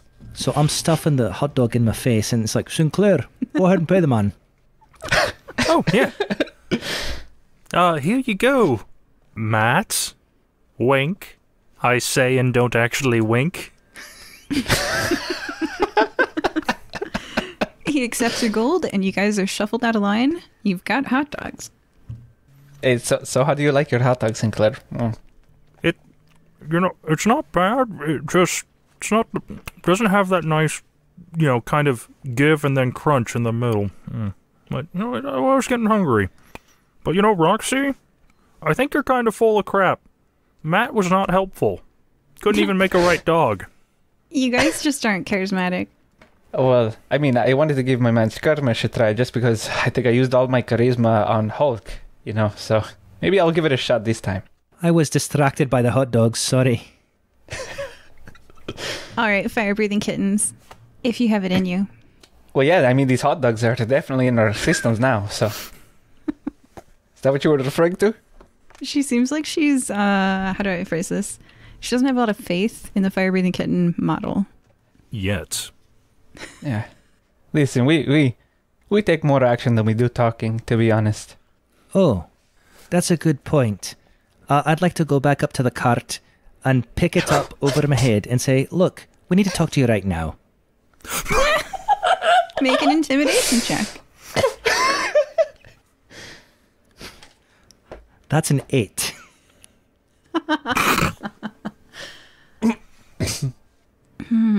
I mean, he's not intimidated, so what does that look like? He notices that both of your hands are occupied, climbs up you, and continues selling hot dogs. All right. Well, then what I would like to do is I have winged boots.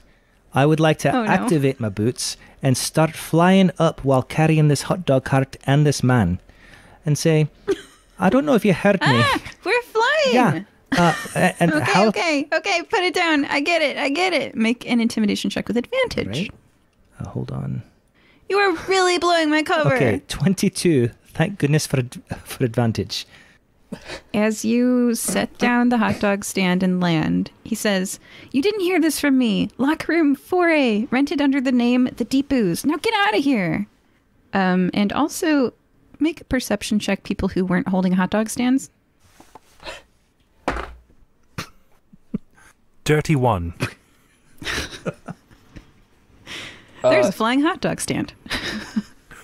10. Yeah, all right. When the hot dog stand was lifted, a tabby kitten was curled up sleeping underneath it that then scatters away. My brother. Yeah. Oh, did I see? All I saw. Did I see where it went? Far, far away in the convention center. Okay. But you could say it was startled by the flying hot dog stand. Definitely. Yep. Didn't expect that out of its day. Well, Hey, Skirmish, if you want more hot dogs, I was happy to get you more. You didn't need to, strong-arm the guy and try and take the whole... Okay, I take it back. Tabaxi style's pretty good. So, okay, now that my mouth is no longer full, Skirmish, you didn't need to scare the poor fellow. You could have just, waited in line for another 3 minutes. I coulda, but sometimes waiting isn't worth it, and we're a team of action, right? That's what Cloudio said. And so, just wanted to act. Oh, hey, by the way, while I was up in mid-air talking to our friend Matt, I'd like to whisper this to the party. Hey, get away, Roxanne, I got to tell a secret. So, he told me locker room 4A under the name Deep Ooze. So, we should find out where this locker room is, and then see what's there. I'd like to give an additional 5 gold to Matt as a tip and say, Thanks, now get out of here. I do a salute, to, 2 fingers, got it. let's get out of here. Sounds good. Sounds good. And maybe on the way, I'll keep an eye out for some costumes that I think might suit you. Since, you mentioned it. I'll help you out. No sense in letting everybody else have the fun. It's true. And as they head away from the hot dog stand, considering their options, we were joined today by Skirmish. I just ate 3 hot dogs and picked up a hot dog cart. I'm feeling pretty good about myself. Sinclair.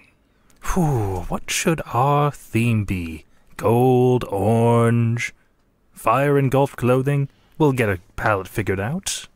And Cloudio. Okay. Would Skirmish be a good pirate, or a holy priest, or an angel? I don't know. I really don't know. And, let's not forget to, give us a 5-star review, right? And if you leave us a review with some words on it, we'll read those words out next time, right? So definitely look up Fire Breathing Kittens. I mean, you know where to find us. And leave a nice, great review about how much fun you're having. Bye. See you later. Bye. See you soon, folks.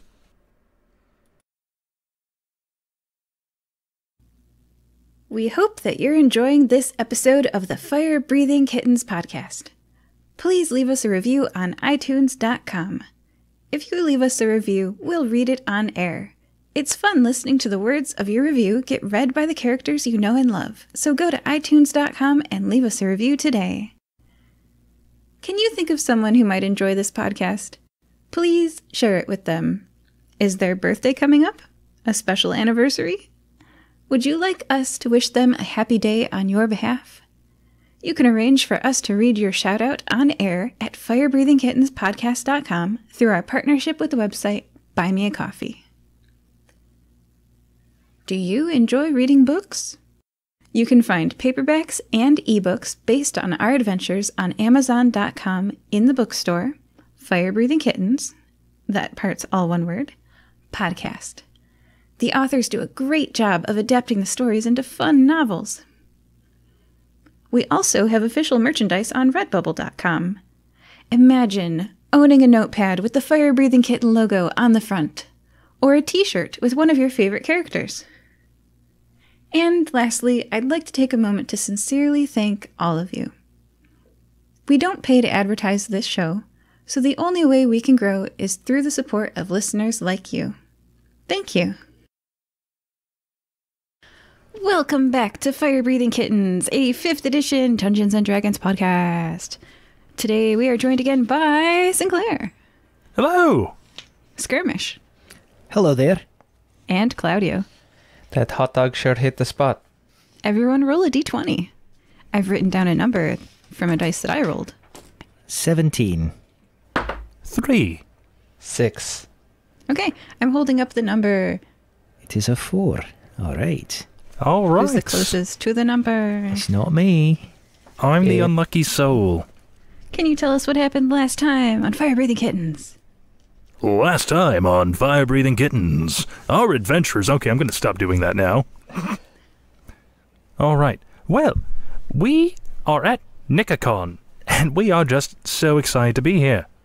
We were hanging out with Joyfel Babette, a canvas artist, who has an exhibition in about 2 weeks' time, and she was also going to be unveiling a new fashion line at the talent show in about 2 hours' time.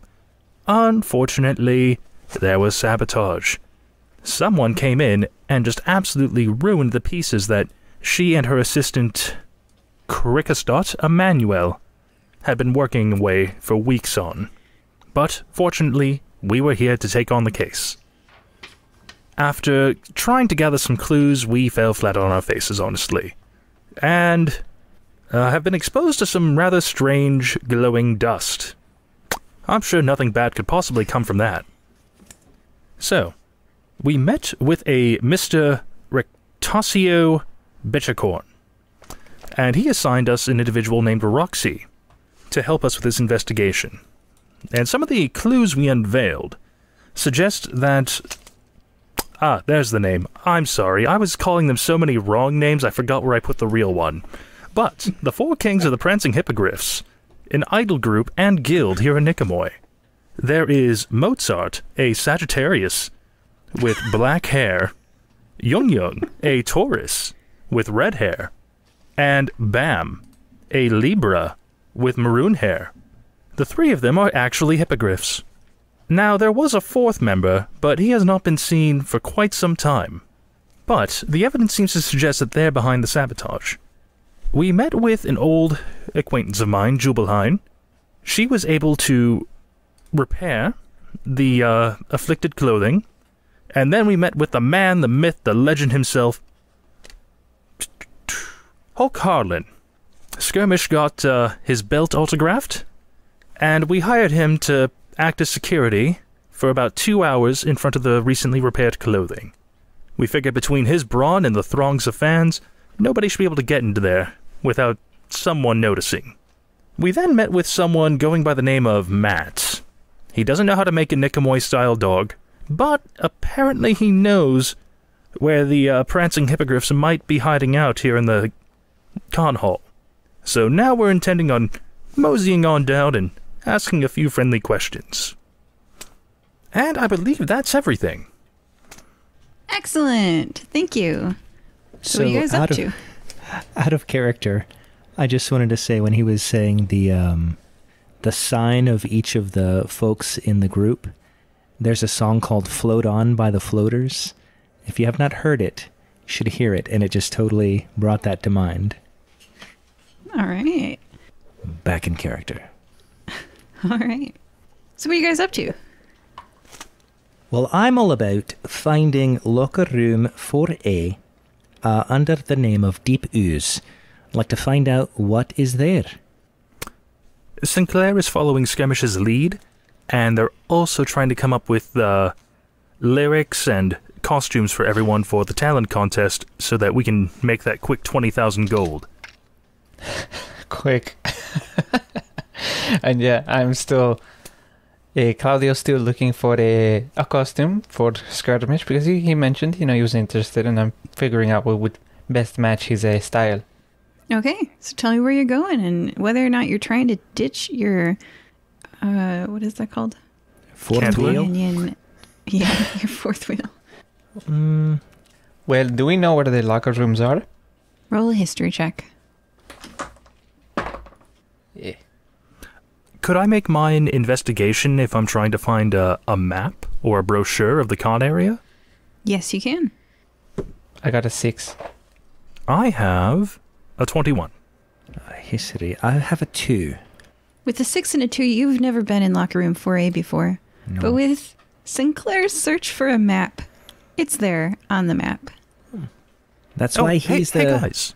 the leader. It's right here between let's see, what is this? Bonco and Dai Animation? Right between there's the locker rooms. Ah, and here I was trying to think of the layout of a place I've never been to. Good idea with the map, honestly. I was just furiously opening doors and looking in. Is this it? Is this it? That was not very successful.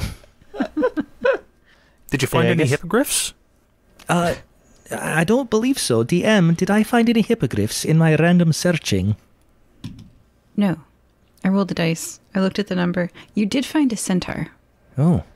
I hope I was polite. No, rather, scratch that. I was polite. Hello. They kick the door closed with their back hooves. That makes sense. I should have knocked. So to the locker room then. Yes, let's go. Yeah. It's right this way. Following Sinclair, you make your way through the hallways, departing the crowded, wide common hallways and entering less brightly lit, narrower spaces. This area is much less frequented. There's grime in the corner, and the door's label is written on simple parchment attached with a bit of temporary adhesive. It says Deep Ooze, and I'd like to know... So Roxanne is with you, right? Yes. You Yeah. didn't ditch her at any point. We haven't. Right. Yep. But you know what we All did right. ditch? We ditched the con funk now that we're off the floor. All right. She looks expectantly at the door. and is like, oh my gosh, if they're behind there, I've wanted to meet them for so long. I mean, does this look kind of like the type of dressing room that they would use? Looks a little No one shady. knows. Oh. No one knows what types of dressing rooms they use because they're very private. So, learning my lesson from the centaur, I'm gonna go ahead and knock on this door. Skirmish knocks on the door. A voice calls out, "Go away!" Pardon me, security. There may have been something terrible that necessitates us coming in right away. And I'm going to jump in here and kind of support that and say, yeah, there's been a few lockers and dressing rooms kind of ramshackled lately, and we're kind of making sure that everyone's belongings are okay for tonight's event. So, just let us make sure everything else is nice and tidy, okay? You hear like a walkie-talkie, like, and then you hear someone say, "Hey, security, are you going to the locker rooms right now?" And security says, like, faintly, but you can hear it through the walkie-talkie, like, "Nope." And then the person says, "Oh gosh, it's one of them. Okay, thanks. Bye." I would like to burst through the door. Everybody roll initiative. This is going to be great. Oh, I have advantage. That's fantastic. I got a 15. 19. I got a 9. What was Sinclair's? 19. Okay. As Skirmish bursts through the door, you guys, they were not surprised because you knocked on it, so you did not get a surprise round. Yeah. Inside, you find 3 people that were muttering to one another, like heads hunched together. They are incredibly star-level attractive. There is a red-haired athletic guy, a black-haired guy who's listening to the other 2, seems quiet, and then there's a woman with maroon hair. And now that you're seeing her in person, her eyes are kind of like a dark brown maroon too. She's really cool. Probably not human. You don't know what's going on there. They're all like way too pretty to be people that are just like normal people. Anyway, they're talking together and they look at you and they startle, like they jump a little bit, but then the red-haired guy kind of shoves the other 2 behind him and runs for you, Skirmish, and is gonna do trained for this. And the best defense. The best defense is a melee attack with a range of 5 feet, 1 target. So this is a very narrow dressing room. Like there's no, you guys, your movement speed doesn't matter in here. It's a tiny room. And he runs for you and he gets an 18 to hit. Does that hit you, Skirmish? With 1 fist? Indeed it does. Yes. And with the second fist, does a 16 hit you? Well, so here's the thing. My armor class is 17, but only when I got my shield on. And I didn't really have it on, so I'd say it does hit me.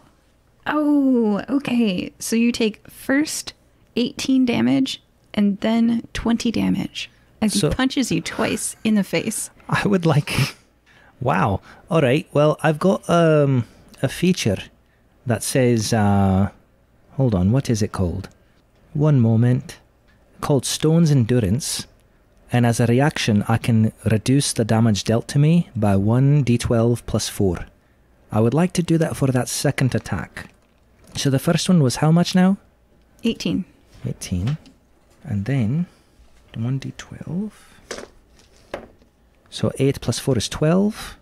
So an 8 damage then? Okay. All right. Yeah. Okay. So you take less damage from the second one. Got it. And now I'm very unhappy. Yeah, so are they. And now that Mozart and Bam are standing together, Mozart takes a deep breath and takes everything from the inside. It's a spell attack, and it extends a 120-foot cone that is 50 feet wide at the end and 25 feet wide at a distance of 60 feet. You guys were all standing in front of the doors, so this hits all 3 of you. Wow, that's okay. Does it also hit Roxanne? It also hits Roxanne. Oh, no. Yeah, and that is a 19 to hit, and it does 28 thunder damage. Good grief. To all of us? And he goes, like a singing note. If you guys have seen any singing style attacking, like Marvel heroes or X-Men or etc., he sings a note that is both beautiful and incredibly painful. I'm just picturing that one guy from My Hero. Yeah. So when he does sing, it's loud. And then it's Bam's turn. Bam is going to just look at you guys, thinking. Sinclair, you're up. That was 19 damage I just took, right? If it was from Mozart, it was 28 thunder damage. I liked the number 19 better. So did I.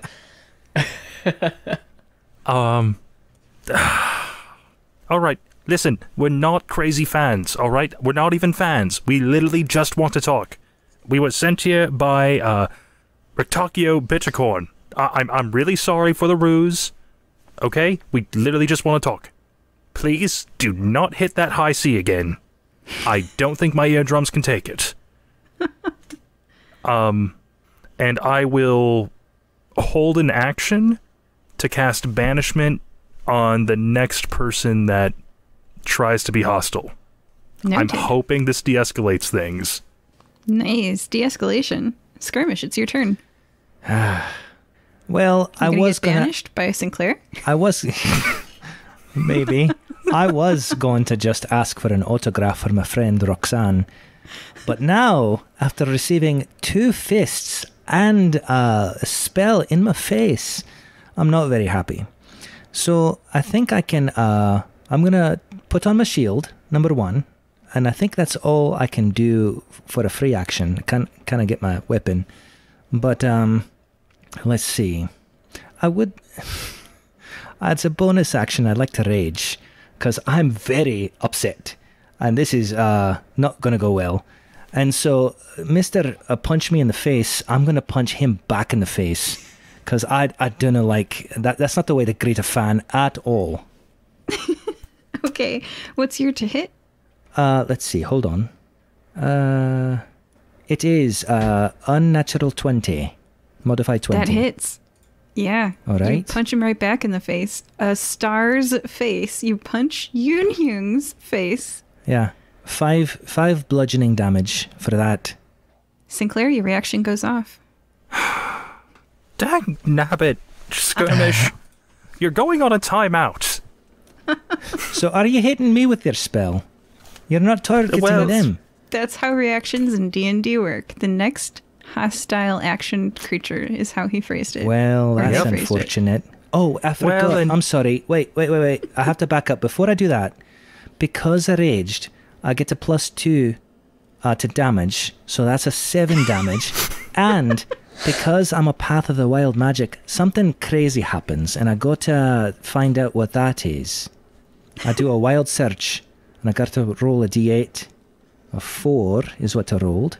Which means magic infuses one weapon of my choice that I'm holding, which is, I guess, my fist at this point. Until my rage ends, the weapon's damage type changes to force, and it gains the light and throwing properties, which I don't think I can throw my fist. With a normal range of 20 feet and a long range of 60 feet. The weapon leaves my hand, which it won't because it is my hand. The weapon reappears in my hand at the end of the current turn. Well, I wish it was something else, but that's all right. Well, there we go. 7 damage in his face. Force damage. And then Sinclair's banishment goes off. Boom. So, I'm going to assume this is not Skirmish's strong suit. Skirmish, could you give me a charisma saving throw? Oh, nope, not my strong suit at all. I got a 4. All right. Well, as you're native to this plane of existence, right? Yeah, yes. Cool. You go to a lovely little pocket dimension. It's very peaceful there. For 1 minute. Then you come back. Oh, lovely. 1 minute. That's a lot of turns. As you pop out of existence, Roxanne simultaneously looks shocked and says, "Ah, you can't hurt them! They're beautiful faces!" And she runs over to join the prancing hippogriffs opposing you. Wait a minute. Wasn't she hit? I mean, I'm in a different dimension, mind you. But wasn't she hit by the force of the spell? You said she was hit. Isn't she knocked out or something? And doesn't she hate them for doing that spell against her? Well, she was like the 4th person in line, so she doesn't take it personally. Of course not. Well, I'm just in my pocket dimension. I'm sorry, guys. And she ran right past you guys because you're friendly to her, and right up to them and turned her back to them and is facing you. Bam looks Don't worry, surprised. the little pocket dimension does come with a fully stocked wet bar. And that's what I'm doing then. I think my rage is going to end because I'm going to be down in a few ales. Cloudio, it's your turn. So far, you've your friend got punched in the face by a pop star. Your other friend teleported them to a pocket dimension. And the extreme Prancing Hippogriffs fan gets the chance to defend them, which I'm sure she's loving, because you will not be punching their faces again if she can help it. And she's reaching for her left forearm. Okay, look. See, what he did was not okay, right? So he put him in timeout. He will be back once he understands the gravity of his actions, right? It was not okay to barge in. But we would love to find out what happened to Joyful Babette's costumes because, darn it, there was a tablet left with all of you making silly faces that lead us to believe that you messed up her, costumes.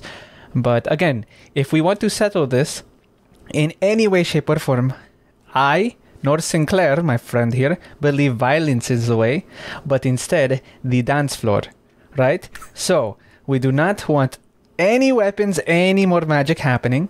And that, we just want to get to the bottom of the destroyed costumes and settle any disagreements we have between each other on the dance floor. What do you say? Bam, Yunhyung, and Mozart whisper at one another that isn't an opportunity attack because there's no skirmish to leave the area of as Yunhyung walks back to them.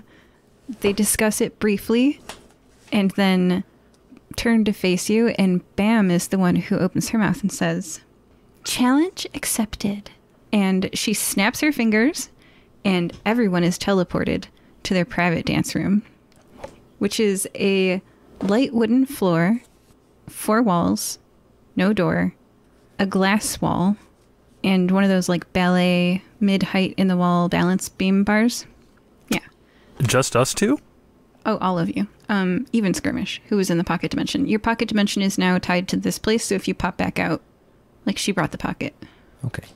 She can teleport anything, object, or creature on the field at instant speed. It's also a concentration, so you can end the spell, and Skirmish will be back. I was going to say, I'll drop it if she's cool with me having 2 seconds to bring my friend back, so that we're at least even teams. So I reappear with a giant mug of ale, mid-drink, oh, I'm back. All right. All right, Skirmish, dance off, not punch off.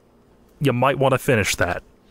Well, no, all right. I was going to say, well, that guy got 2 hits in my face. I only got 1 to him. So we're not even, but I will trust you. Well, we don't know if we trust you yet. Your dance-off isn't against us. It's against her. And they turn to Roxanne, and they're like, if you can beat this random fan, then we appreciate how you defended us. Represent us here. See if you do a good job. So it's now you versus Roxanne, the dance-off. And you notice that Roxanne did not pass out when she got hit. She got some stats. Roxanne, I know we've had our differences, but I did help defend your favorite band. And to be fair, we got you to meet them, right? Now, you have the opportunity to even dance for them. Again, just remember the kind of things the fire-breathing kittens do. So, keep that in mind while we're dancing. Roxanne's not paying any attention to you and is looking at the prancing hippogriffs with love in her eyes, and she touches her left arm. She didn't even hear anything you said. You've been completely ignored. And she goes, "It would be such an honor to dance for you." She touches her left arm, and she's got a bunch of makeup on, even on her arm. She's got lines drawn up and down her arms with contour and lip liner. They look like tattoos. They become visible when she's touching them. On her left arm, there's a star with a dot inside each point. Below it is a blade whose hilt is a tulip. When her right arm gets close to her left arm, the eyeliner becomes visible and glows with an inner line of green. She points her finger at a target to release the spell stored there. She touches the star with a dot, and all of you regain 10 hit points. Ooh, Thank goodness. Thanks, Roxy. She didn't notice she healed you. She just did a mass heal that included all of the people she loves most and herself. She's like, oh yeah, you guys too. Okay, so we're dancing. Oh, it's going to be so easy. These are the fire-breathing kittens, I'm a little hurt. Prepare to be surprised. All right, and for this dancing competition, here are the rules. You each get one chance. That's it. And if you do something impressive, you have to roll, and your ability will say how impressive it is. I'm using the same DC from earlier when you did a skill challenge because I know that's statted for you to mostly not succeed at this level. So good luck. Describe what you're doing. Tell me your moves. If you know real dance moves, like if you know K-pop dance moves and can name them, you can get advantage on your roll. Okay, go ahead. Well, I'm going to let you go first because I'm still finishing my ale. I need a little bit of fuel before I go. I guess it's between you and me, Sinclair. Well, DM, can I blow a spell slot for advantage? Sure. Thank you. So, what I'm going to do is I am going to try and persuade Roxy that even though she and I have different opinions about music and fandoms, that we can all get along and do a lovely little interpretive number that involves contorting the body. And I'm not even going to bring Maddie out for this one, just to show how honest and sincere I'm being. Maddie is staying hidden, and I have a warlock ability now that allows me and Malachi to kind of fuse, so I literally become a raven, turning into one and coming out of it. So it's very beautiful and feathery, and please, by the gods, let this be a good roll. Okay, I'm going to turn my camera towards this because this was a 1 in 400 chance. Not sure how well everyone can see that. That's 2 20s. Oh, wow. Okay. Nice. With a +7, that's 27. All right. They're impressed. They're like, wow. Fire-breathing kittens got moves. Cloudio? Okay. Okay. So I'm gonna pull out my top 3 favorite daggers, right? And I'm just gonna what was the rule about spell slots to help with? You can expend a spell slot to roll with advantage. Okay, yeah, I'm gonna do that too. So I'm gonna kind of just be super acrobatic, like doing backflip, like kind of like breakdancing, but with a little bit of like an edge because I'm trying to juggle daggers at the same time. My tail's kind of juggling one as I'm like twisting on the floor and kind of doing like a couple of backflips here and there.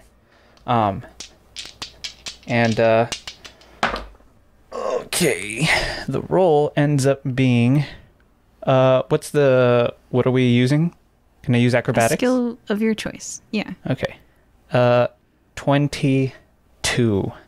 I mean, it's hard to follow what Sinclair did, really. Yeah. Skirmish? All right, so before I begin, I put my mug down. I give a satisfied because it was very good.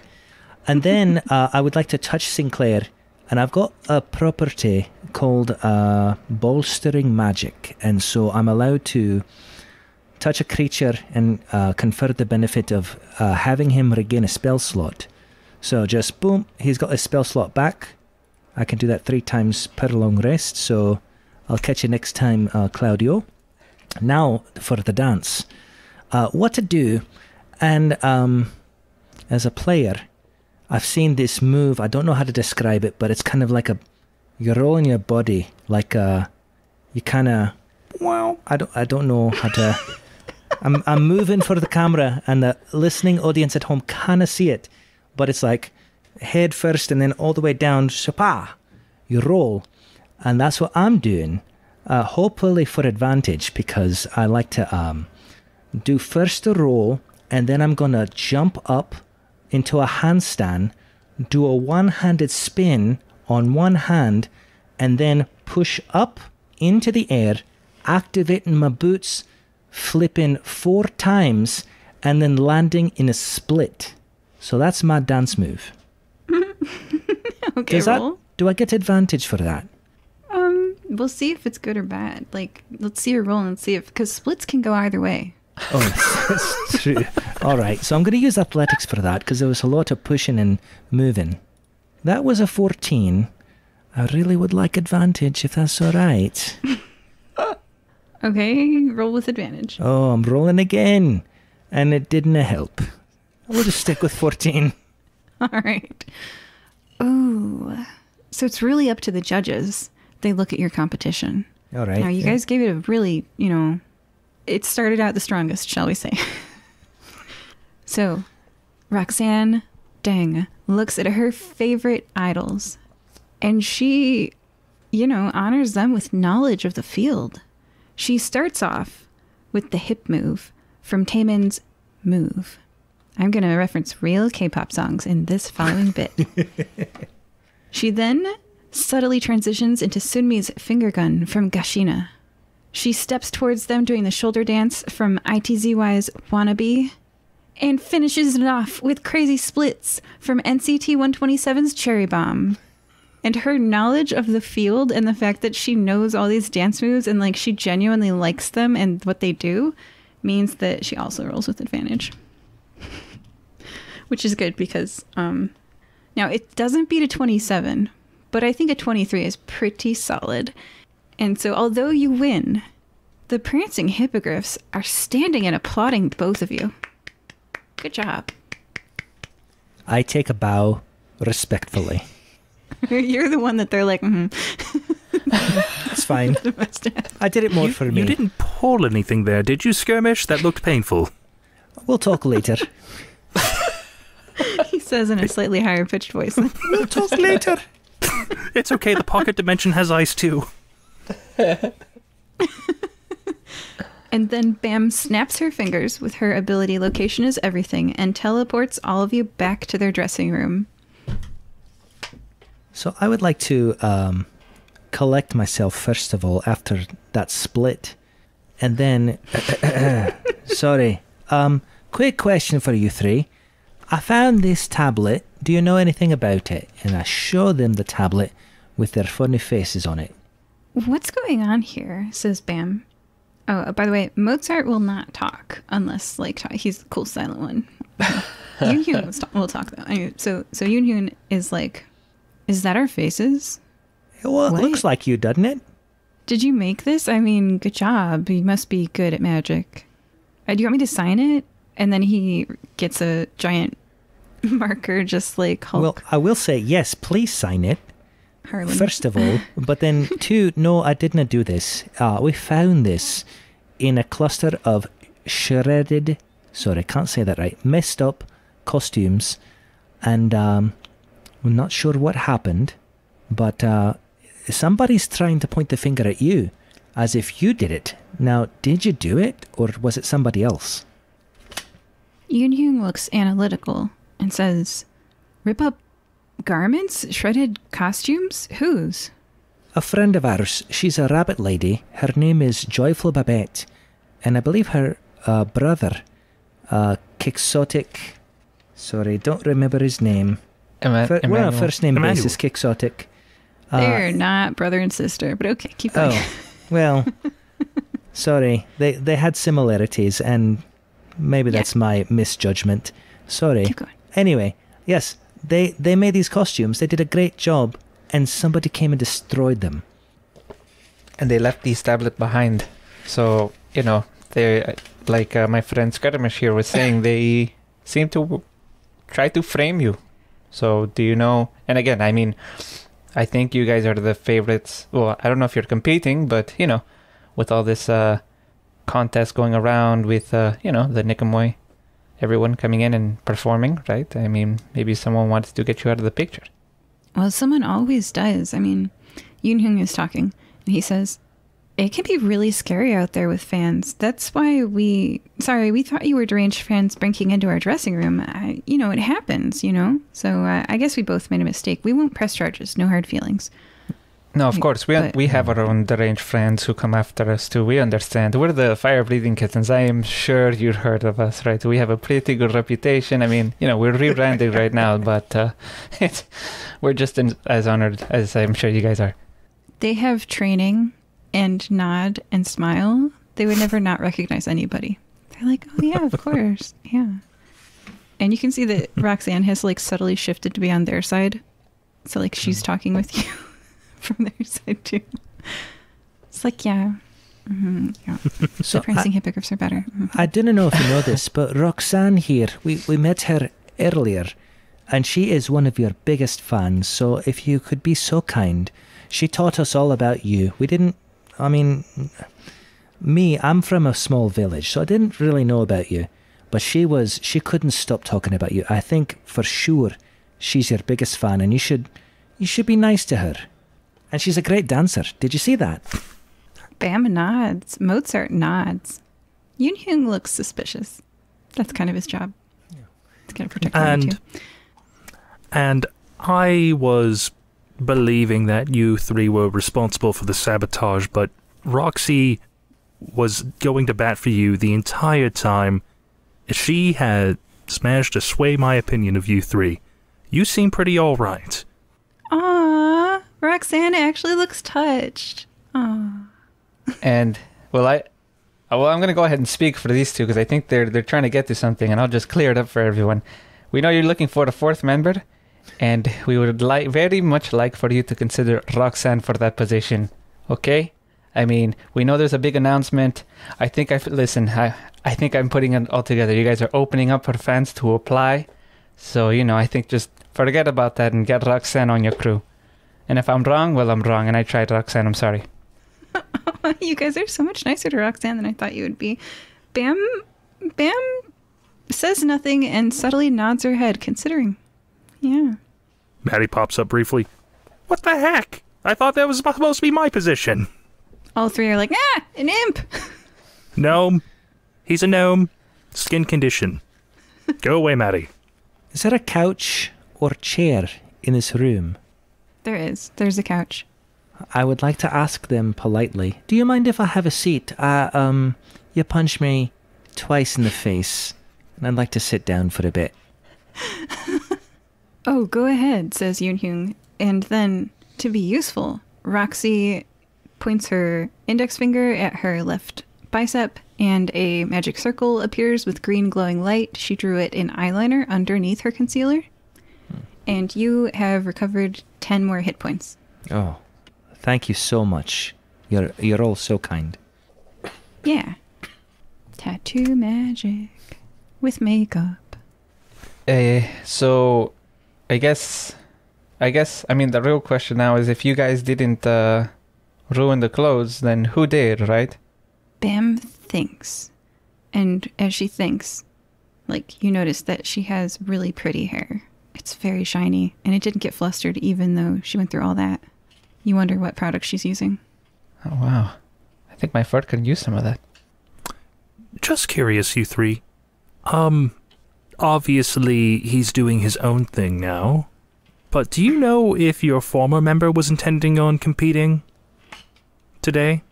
Mozart looks down at the ground and doesn't answer. Yoon-hyung also doesn't answer. It's Bam who says, I don't know. He left our group. Said he had been exclusively recruited for a solo project they only wanted him for. That it was better than staying with us here doing this. She gestures around at everything. So he could be here today. I don't know. She looks real bummed out. I'm sorry. It looks like you're taking it pretty hard. Did he have any details as to what his project was going to be? Who approached him? It was this really pretty lady named Rose. Very much a celebrity. I don't know where she's from, but A-list material. Blonde. Hey, Cloud. Yes? Didn't you tell me about someone like that? The night of the museum? Yes. I think I know who this might be. And I still dream about her. Would you mind filling me in? I didn't hear about your trip. Well, it all started on a rainy Sunday evening. I was contemplating how lonely I was. But I'll fast forward to the more relevant part of the story. As there was an event at the NiqaCon Museum, and the there were some exhibits. One of them was a petrification in red, and there was this beautiful, like, just iconic figure that stole my heart the moment she walked into the room. And I tried to find her, but she was in this secret meeting that I could only imagine was only for good things to happen in the world, because someone of that beauty could not do anything bad, right? And I believe Sinclair got some information on what happened at that meeting, but yeah, I mean, she was in a secret meeting, and that's the last I ever saw of her. Listen, Cloud, there's a few holes in that story. I think Like you the one meant in the my first heart. one. Oh, Well, I was going to say it was a very unstormy, pleasant Saturday night. But where one grows lonely, I suppose, is best known by oneself. Also, she's not on the level. She's not on the up and up. An acquaintance of mine in my old business transactions was involved with that meeting. Discussions involving ownership of souls, invasions. You remember the creepy goblin child you told me about? I Yes. think it might be her nephew or kid. no. The only soul I know she invaded was mine. The moment I laid eyes on her. Oh, buddy, you got it bad. Yes, I do. Yes, I do. My heart belongs to her more than you with Blue Flame, if you know what I'm talking about. So let me If get I this can beat- straight. Oh, go ahead. Sorry, Sinclair. Dang nabbit, Cloudio, if I can beat my addiction, you can beat yours. One day. I'm sorry, Skirmish. You're No, it's trying to alright. get a... I'm just trying to understand. It sounds like this lady is drop dead gorgeous, just pure beautiful. And, however, she doesn't sound like she's up to any good with invasions and whatnot, taking souls. Do you think she had it in for, Mr. Von Hoofen stuff? Or is she using his star power to do something bad for everybody else? Do you know anything about this, hippogriffs? Well, this is Bam talking with the maroon hair. After she recruited Elios, it seems like she changed her tune. All of a sudden now we were good enough. I don't know what changed her opinion, but she kept offering for us to come work exclusively for them, and we kept saying no. We like performing all around Guaso. Our music is for everyone. Yunhyung and Mozart nod their head in agreement, their hair shining prettily. One, I need to know what kind of products you guys use in your hair, because I want my fur to look that shiny. And I'm sure my friends might, want to change up their style a little bit. But two, honest question, has anyone heard or seen of Ilios after he left? They look at one another and shake their head no. And Roxanne, I mean, I know you are kind of in the know with anything from, present and former members of the Griffin squad. But has anyone seen or heard of maybe even a demo of his new work or anything? Or seen him in, like, pictures that might have been captured? Or images, rather? There hasn't been a single verified sighting. I know, because I investigate all the sightings. No, and I mean- trust you. And then she looks at the prancing hippogriffs. He was just the best. So Then wait a they're minute. like, yeah. He was the singer, right? But somebody else was the songwriter. Which one of you wrote the songs? Bam says, we all write the songs. Even Elios. Yeah, he wrote... I love That's that the one. song I'd heard. That's the one I heard. That's my Moving. favorite. And Got the Feeling and Butter. Well, I mean, Bam, I don't want you to be too humble, but from what we hear, you write most of the songs, But I guess my line of questioning is coming because, I mean, not only have we met Rose before, my heart, but on top of that, we also, I know we have all gone on different adventures, right? But some of us have experienced people missing lately, no? I mean, this has been kind of a theme, and now I'm coming from a place of concern to know where Elios could be, to be honest. They nod their head and they're like, Well, I mean... And then Yoon-hyung says, well, he left us, so if he's gotten himself into trouble, he has done so without our... Like, we're not going to help him. Oh, to be fair, I mean, like Sinclair said, I saved someone from being run away with a goblin child, right? So sometimes it's by their own volition, or sometimes it's a little forced, right? Also, kind of dust in the room. Have you seen any of this dust that was also left in the scene of the crime? This golden dust? Yeah, that stuff's pretty common on stages. I'm going to detect magic. Am I recognizing a certain infested glow, so to speak, of everybody in the room? Yeah, everyone here has dust in them. It's pretty throughout this whole convention center. Oh, crap baskets. All right. It's like glitter. It's just everywhere. Well, now we know where the theme for this year came from. 2022, the year of glitter. Listen, guys, I don't know how to tell you this. I was beating around the bush with it with my friends here. We all are infected now. I'm not overly familiar with the fine details, but the short and sweet of it is, this dust, if you come into contact with it, which the three of us have, you're essentially marked for undeath. It will kind of eat away at you, eventually turning you into something horrible, grotesque, elephant, dog, monstrous, beastie thingy. It wasn't fun. Or if you die prematurely, you come back as a zombie. Are you saying I'm going to be an elephant? Unfortunately, I know somebody who knows how to disinfect folks. I mean, they're out in Mishwi. It looks like it's going to be a very long queue. It is interesting that you have incorrectly interpreted what the dust does, but that's okay. It's an in-character thing. You'll discover it over the course of the season. But just for the listeners and for everyone else, not exactly. But yeah, keep going. Oh, no, the player knows I'm completely off, but yeah. That's what Sinclair thinks. Sinclair. So you can still perform today, absolutely. It doesn't interfere with performances, but yeah, you might want to get that checked out. So if this Elios was taken against his will, and we were to find him and rescue him, would you invite him back into your group? I'm sure you're better together. Elios didn't leave against his will, says Yoon-hyung.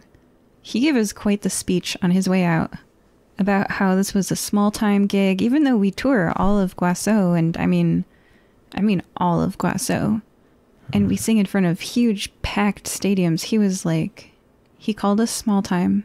He said that our songs weren't good enough, and he said that, well, he definitely left of his own free will.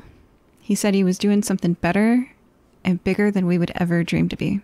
It hurt, man. I thought of him as my brother before that, you know? I'm sorry about that.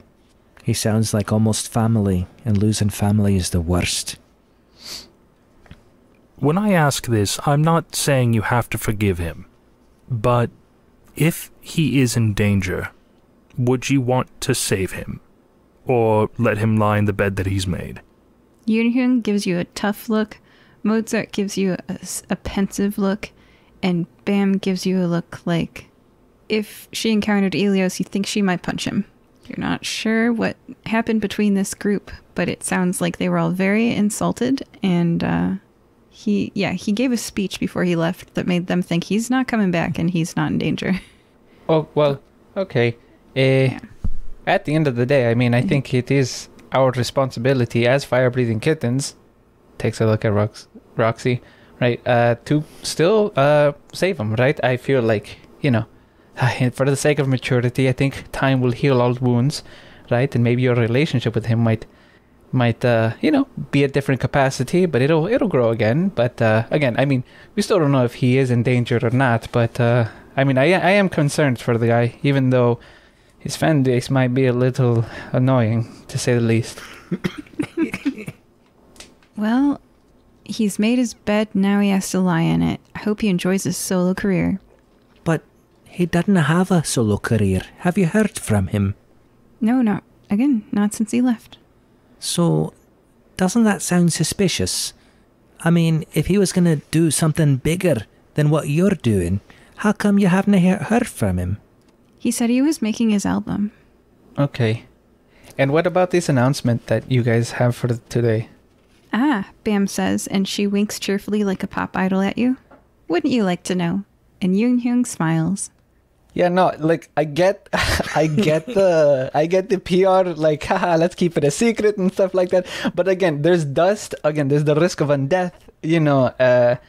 But if it's just like a publicizing a stunt, then fine. I don't think it's that crazy. But if it's something a little more important, I think it'd be good for us to know, to help kind of. I know there's a lot of weird stuff going on, you know, and I kind of want to make sure no one gets hurt. Peek behind the DM curtain. Their announcement depends on how this game plays out. Ah! Yeah, so there's not one announcement. There's several announcements, and it depends on what you do. All right. Listen, guys. Were you going to be doing this announcement to coincide with the competition, or was this another event that would be happening after the competition for the 20,000 gold? It'll be at the end of NiqaCon test of our performance, then. Okay. That's when we're making our announcement. Right. We hope to see you in the seats, and we hope that you attend. Oh. Wait. Before you dismiss us, how long is the contest projected to run? 7 to 9. Okay, so we have like 3.5 hours. Well, sure. Well, baby, we're in the contest, so we won't just be in the seats, but we'll be on stage. Yeah, that dance we did, just a warm-up. Let them know, Skirmish. It's going to be, how does my friend say, off the chain? Wait, which friend says that? Because I don't... So the one back at the hall, you know. The one that says off the chain all the time. That's like his whole thing. Chain guy, you're right. Okay. Well, I guess we have more investigating to do, and I guess we will enjoy the bulk of the concert, or the contest. Is there anything else we should discuss before we head out and keep rehearsing? Do any of you have a relationship with Hulk Harlan? I mean, besides me, us, we have like an employer-employee relationship with him right now. I'm sorry, I'm not asking you, Cloud. I apologize. I should have directed my question. This is to the hippogriffs. I can't say I've ever met the guy, says Yoon Hyung. You can't say or you won't say? I've never met the guy. Oh, all right. That's clear. Do you guys remember what your mission was? Just this DM asking a few hours into D&D. Do you remember what you're getting paid for? Yeah, actually escorting the hippogriffs, no? That was like the original one? To track down the hippogriffs and... Oh, get them out. Yeah. Right. I'm not very bright. It's been a long day, to be honest with you. I did eat 3 hot dogs. I drank 1 ale. All right, so we're back on track. Everybody remembered what the mission is. Great. Okay, keep going. Listen, guys, so Mishui isn't that far of a train ride. It's literally 1 stop over. Okay? And Barry, the guy that can help disinfect everyone, like, he is a hop and a skip away from the train station. If we leave now, we can get to Mishui, we can get disinfected. He might have a way that we can help everybody here at the convention, but you really should come with us. Like, for your own safety. You do not... I know it shouldn't affect the performance, but I don't know what long-term exposure does. And it sounds like you guys have been getting exposed to this for a while. Make a persuasion check. I've only had it in me for like an hour, maybe 2. And I felt kind of weird. And make a deception check, actually, because you're telling them they're going to turn into giant elephant dogs. Well, is it deception if he actually believes it? No, if you actually believe that, it's persuasion. Okay. Well, both are crap. That persuasion came out to 11. And make it with advantage because you did dance off and win the dance off. That should count for something. Holy crap, hot dice, Batman. 27. Let's My go. Okay, that die's going to the side. They will follow you anywhere. You've earned their trust with the dance-off. You've earned their trust telling them about how they're going to turn into evil dogs because of this zombie dust. We should also tell Rictavio that we are successfully getting the hippogriffs out of the convention center. Do we have to tell him? Well, I don't think we do. I mean, you don't want to get paid? I do. So I'll follow your advice. hey, Maddie, can you do me a favor and tell Rictavio that mission accomplished? Am I Maddie? Oh. Yep. All right. No, we're all Maddie. Okay. Whoa. We can X that. We can X that. No. Like, Maddie does the thing. Do you want me to voice it? Or do you, like... Hey, Maddie, quick, run to Briticorn. Let him know mission accomplished. Oh, yeah, absolutely, boss. I can do that for you, no problem. A minute passes, and then Maddie returns and says... All right. He's happy with the results. Get them the heck out of here. Nice. Okay, you guys have prancing hippogriffs. They're willing to follow you. After that 27, they will follow you to Mishwi. All right. Because Sinclair's such a great guy, he is gonna pay for everybody's train fare. So that would come out to... So before you're at the train station, you've got to leave the convention hall, right? Oh, okay, yeah. Oh, yeah, that's true. Okay. So Yoon-Hyung, Mozart, and Bam follow you through the hallways toward the convention center exit.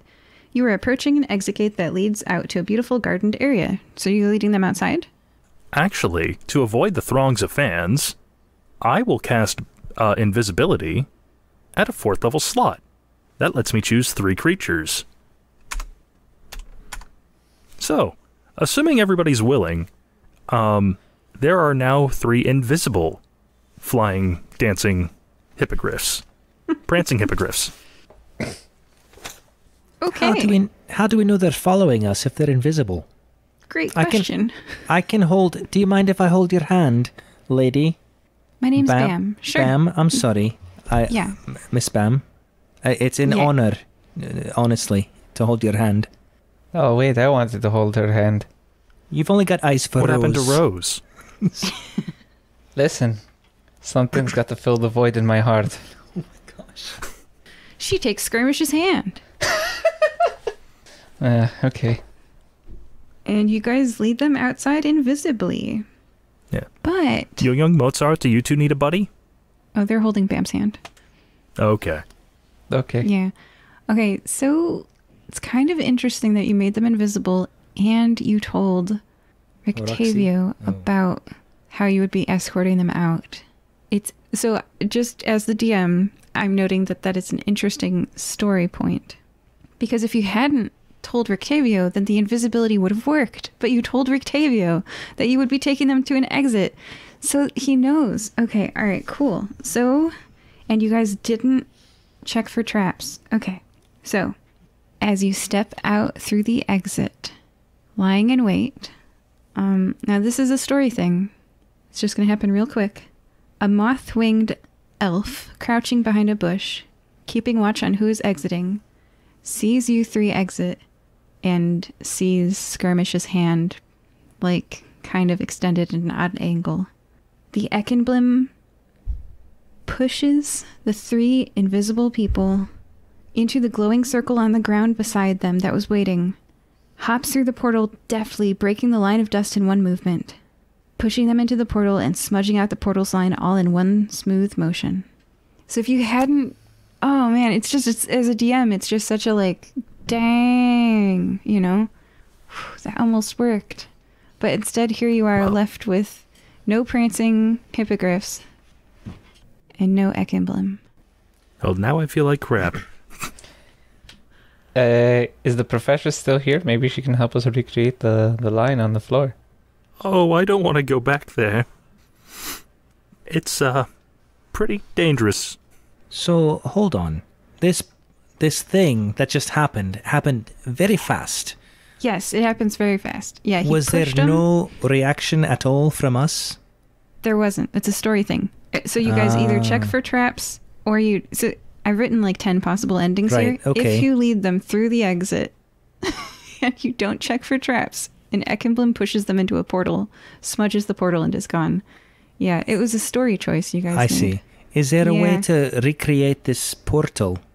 Does your Yes, professor yes, there friend is. know how to do that? No, but I can actually do it. I think we got a reaction from Roxanne first. Let's be real. Roxanne is freaking out. Roxanne is like, oh my gosh, Bam, Yoon Hyung, Mozart. And there's no responding call. It's okay, Roxy. It's okay. We're going to get them back. Oh, I was so close. I was about to get a backstage pass to one of their concerts from Octavio. It was so good. No. DM. Yeah. Is the dust gone from the ground, or is it just scattered about? Is gone. Crap. You were Yeah. mentioning, though, there's a way to get this dust out of us. Would that be helpful? Actually, Yes. I think, I mean, Yes. Sinclair, it sounds like you've been in a similar situation that I have, right? And yeah, going to where these portals lead to is not too pretty. But I think our friend Barry, right? He's kind of familiar with these kind of things, so I think we And need as to you're get to him. saying all this, we have one very hyperventilating Roxy who's just collapsing on this like neatly manicured mulch in this garden, and she's like, I had finally met them, and I was just gonna, and they were gonna get an extra concert, and it was, oh my gosh, I shouldn't have let you lead them outside. I was supposed to take them to Octavio. I don't know what's going on. I would like to gently approach her and hug her and say, it's all right. We're going to fix this. We need your help.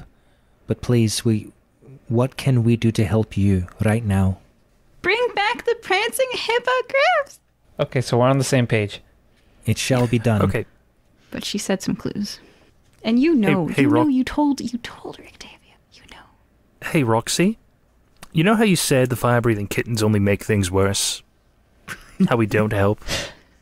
I won't pretend that we're perfect. I won't pretend that we sometimes mess up. But you know what we do? We fix it. 90% of the time, every time. And guess what? This is one of those 90% of the times. So, what was it that our dear mutual friend Rictacchio told you? Because it sounds like he told us very different things. And I can't help but feel he might be a little responsible for what just happened. He told me that there must be some kind of misunderstanding. The prancing hippogriffs would have never done this. He recognized them right away from that illusion, you know. And they're famous, by the way. I can't believe you three didn't know the four kings of the prancing hippogriffs. Anyway, so I was supposed to find them and bring them to talk to him, and in exchange, I would get backstage passes to their show tonight, and he would offer them the NiqaCon Convention Hall for one of their concerts this summer, free. But that's never gonna happen, because now some rando kidnapped them. I think that Rando was an associate of Rose and Mr. Bittercoin. Because see, what he told us is to get them out of the, convention by any means necessary and to escort them out. I wasn't lying when I said I wanted to get them out. Not only for their benefit, I was also intending on getting them back in. He didn't say anything about keeping them out, but he also didn't mention that he was intending on kidnapping them. And I don't like being misled on a job offer. So, Let's go find this guy. I want answers. I would like to storm back in to the convention hall directly to wherever this Rictavio guy is. And I want to grab him by his lapels. And, Okay, so he has an office. okay. Maddie can show you where it is. Well, let's do that then. Are you with me, fellas? If not, I'm going to be walking. Yes. And this time I'm taking my hammer out. Okay, your hammer's out. You arrive at the door of the office. now, just so we're on the same page, I won't be sending you to the wet bar if you give this guy a proper smack in the face. All right. Feel free to smack away. So is there like a desk in this office? You're in front of a closed door for the right. office. I would like to use my hammer on the door and destroy it if possible. Oh my goodness. Okay, things I had prepared for. If they knock and don't wait, etc., etc. Okay. If you burst into Rictavio's office, a moth-winged, bug-eyed person has 1 foot into a portal as the door swings half open. With the door completely open, he steps fully inside and disappears. Rictavio turns his red face to look at you. I'm going to charge into that circle and push Rictavio out of the way. I'll deal with you later, I say to him as I go into the circle. Skirmish disappears into a portal. Oh crap, not this again. Roxy, if you want to help, come with us. And bring your makeup kit. Oh, man. All right. Roxy follows. She loves the parenting hippogriffs more than life itself. Oh no. She's in the portal. Poof. Rictavio Brittlethorn looks real flustered. And he's like, but... And what do you guys do? I mean, Skirmish is in the I portal. expect to get paid for fulfilling the job. I also expect a bonus fee for you deceiving us. And I jump in the portal. Oh. and then I see what you did after hosting that cookie factory. Ha, don't think I don't recognize you, friend. And then I jumped through. Oh, he did not recognize you. He does now. So, all right, you all find yourself in a boardroom. It's luxurious. Mahogany. The desk is wonderful. It's intricately carved. There is a bug-eyed, moth-winged person. Anyone who's listened to pop fiction will recognize Barry Pertinax. There is also an elf with moth wings. And there are 3, sort of like Han Solo in Star Wars, where he's just like a captive, unmoving, magically stasised forms. One has beautiful long maroon hair, one has red hair like out of an anime, and one has like black hair, but with you're looking at it closely, it's got a tint of blue in it. All very stylish and attractive people. They're floating like 6 inches above the ground. They look like, you could just... They're standing, but they slide like ice across the floor so smoothly, but 6 inches above the ground. The 2 Ekenblim turn and look at you. I would like to pounce on the elf one, because I am rather upset. Yes. Would you say you're raging? I would say I'm raging. I'm going to go ahead and just say I'm raging, and we're gonna jump into action. Do you know who made it there first? Okay, everyone, I'm going to keep using your initiative from earlier. Okay. But do you know who made it there first? Roxy? Roxanne Dang. She points to her left arm, her tattoo flares up in green, and I'm inserting her in the initiative before Skirmish. Hell hath no fury like a woman whose idols have been kidnapped. The blade with the tulip lights up, and flowers fly out, sort of like picture a background becomes all tulips, but their stem is pointing like a blade, and it flies out and stabs the Ekenblim many times. They're going to take a great deal of damage. The elf one yelps in fear and surprise, and the moth bug-eyed one, Barry Pertinax, looks a little freaked out and is like, they followed us. Skirmish. You now arrive, and you were 20 feet away. There are some office chairs in the way between you and them. They're very squishy leather, very soft, very plush, very thick. Okay. Good leather office chairs. So, like the most expensive ones. You know? Excellent. I like destroying expensive things. So, as part of my 7th level feature, as part of the bonus action that I enter my rage, I can move up to half my speed, which is 40 feet total. So I move right up to them initially as part of my rage, and I'd like to swing my hammer with reckless abandon to the bug-eyed one. And and actually, I did my wild surge, and so it says I rolled a 1, which means shadowy tendrils lash around you. Each creature of my choice that I can see within 30 feet of me must succeed on a Constitution saving throw, or take 1d12 necrotic damage. Oh my goodness. 9? You fail, so let me roll. You take 8. Each of those 2 takes 8 damage, and then I also get 8 temporary hit points from that too. Okay. So that's Wow. nice. And now I'm going to hit them. Yeah? I'm going to use kindness, which I have at the ready. And that's let's see, 9 plus 2, 11 damage. I'm sorry, it's 18 to hit. That The hits. bug-eyed one. The bug-eyed Okay. one. Yeah, Barry. And that's 11 additional damage. Okay. He looks incredibly surprised. It's like he teleported here and thought no one would follow him. He was just talking to his business partner. Job well done. Captured the musicians to be converted into Eckenblum. Having a good day. And then wham! Hit with kindness. Cloudio, you're up next. You're 20 feet away. There's a bunch of really fancy chairs between you, and with how things have moved, they've almost been pushed behind the table a little bit by the incredible attacks of Skirmish and one very upset Roxanne. Do I see the source of like what's keeping the pop stars kind of frozen? Yes, it's absolutely the elf with the moth wings. Okay.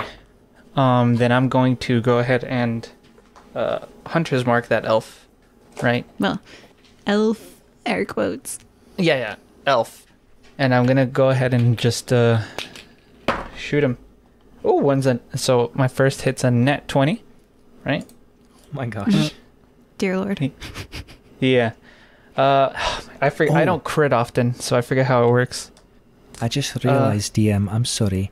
I get a second attack, but I can do that later after he's done. Yeah, add the damage to your next turn. Okay, will do. Sorry.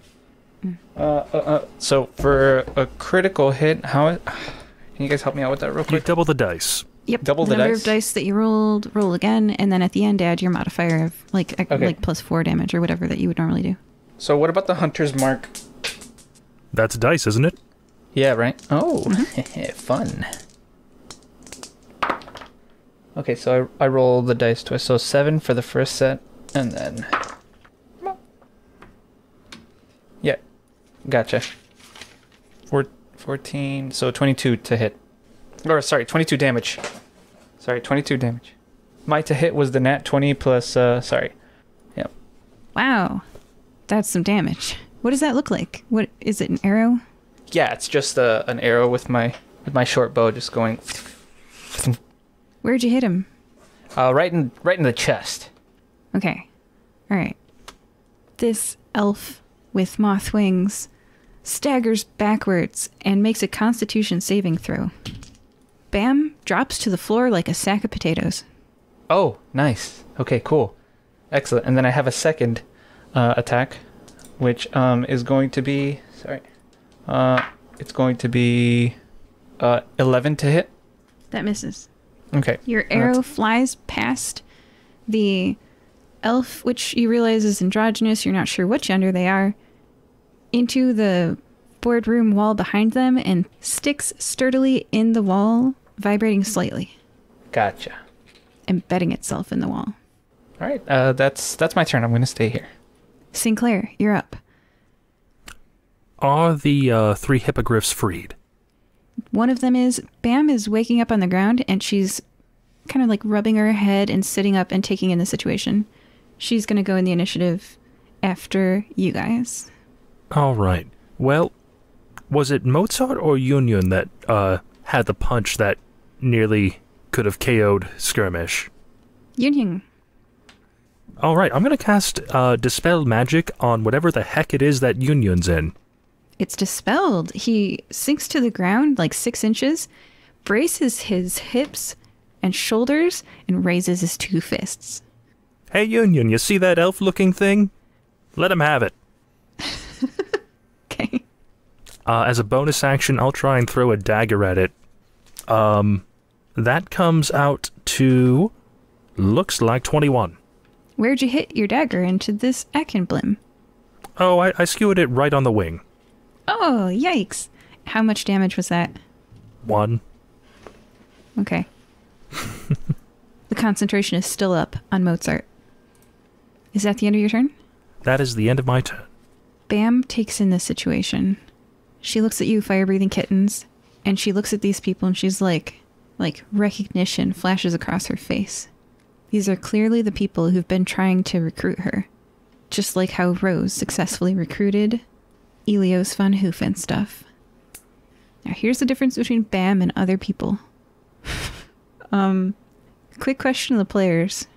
What rating would you like? PG, PG-13, R? What rating are you guys comfortable with? I'm fine with whatever, but I don't know what the audience would prefer. Right. I was going to say, we have the cards. Okay. Go for it. Yeah. Go for it. Go for We it. can always put a You can disclaimer X-card at the me if beginning. you don't like it. Yeah. Okay. She could teleport them all away. She could. She could teleport all of you guys all away. But instead she teleports the Ekemblem into the business table. Oh. When you say into... Yeah. Yeah. That's pretty cool. It's a little graphic too. So I apologize, and if it's too graphic, let me know and I can remove it from the show. Let the listeners use their unless you go in imagination. depth. Yeah, I was going to say, unless you go in depth, it's very open to interpretation as to what that looks like. Yeah. But that is the end of the Ekemblem. Okay. Yeah. Location is everything. And that ends the combat. Okay. I'd like to raise my hammer in victory. Yeah! Like, well done, everyone. Did we free the third pop star? In that moment, Mozart is released and drops to the floor like a sack of potatoes. Okay, cool. Which leaves you guys in a boardroom.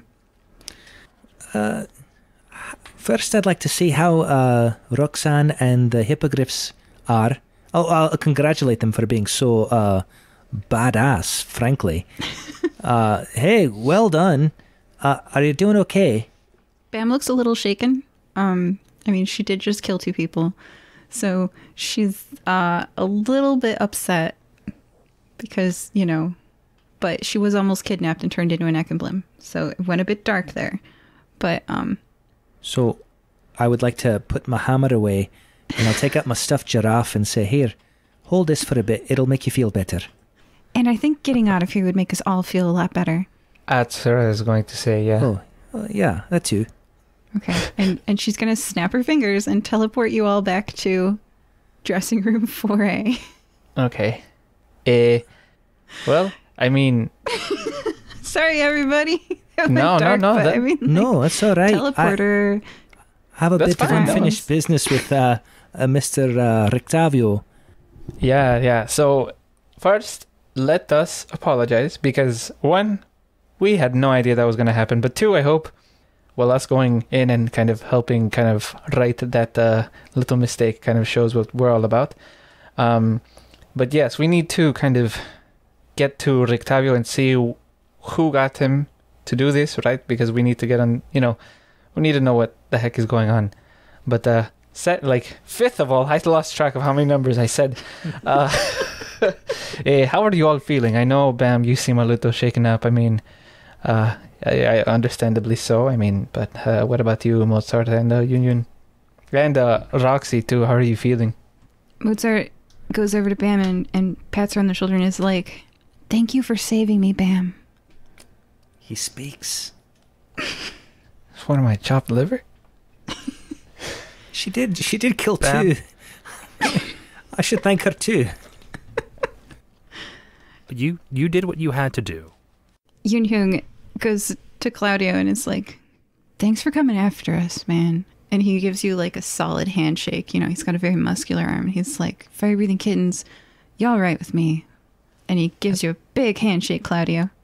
Oh, thank you. Thank you. See that, Roxanne? Just take note of that, okay? And Roxanne. And then Yoon Hyung turns to her and is like, "Did you help save us?" I would like to speak up and say, she was the first one through. She loves you guys. Roxanne blushes. She's like, does anyone want some healing? And she activates her very last magic circle healing thing. You all gain 10 HP. Almost back. Well, I'm glad you're doing well. would you like to come with me to talk to Rictavio, all of you? You're very capable friends, if I may be so forward. I believe he has some explaining to do. I would love to. You all make your way? Sinclair's like, oh my gosh, people just died. Ah.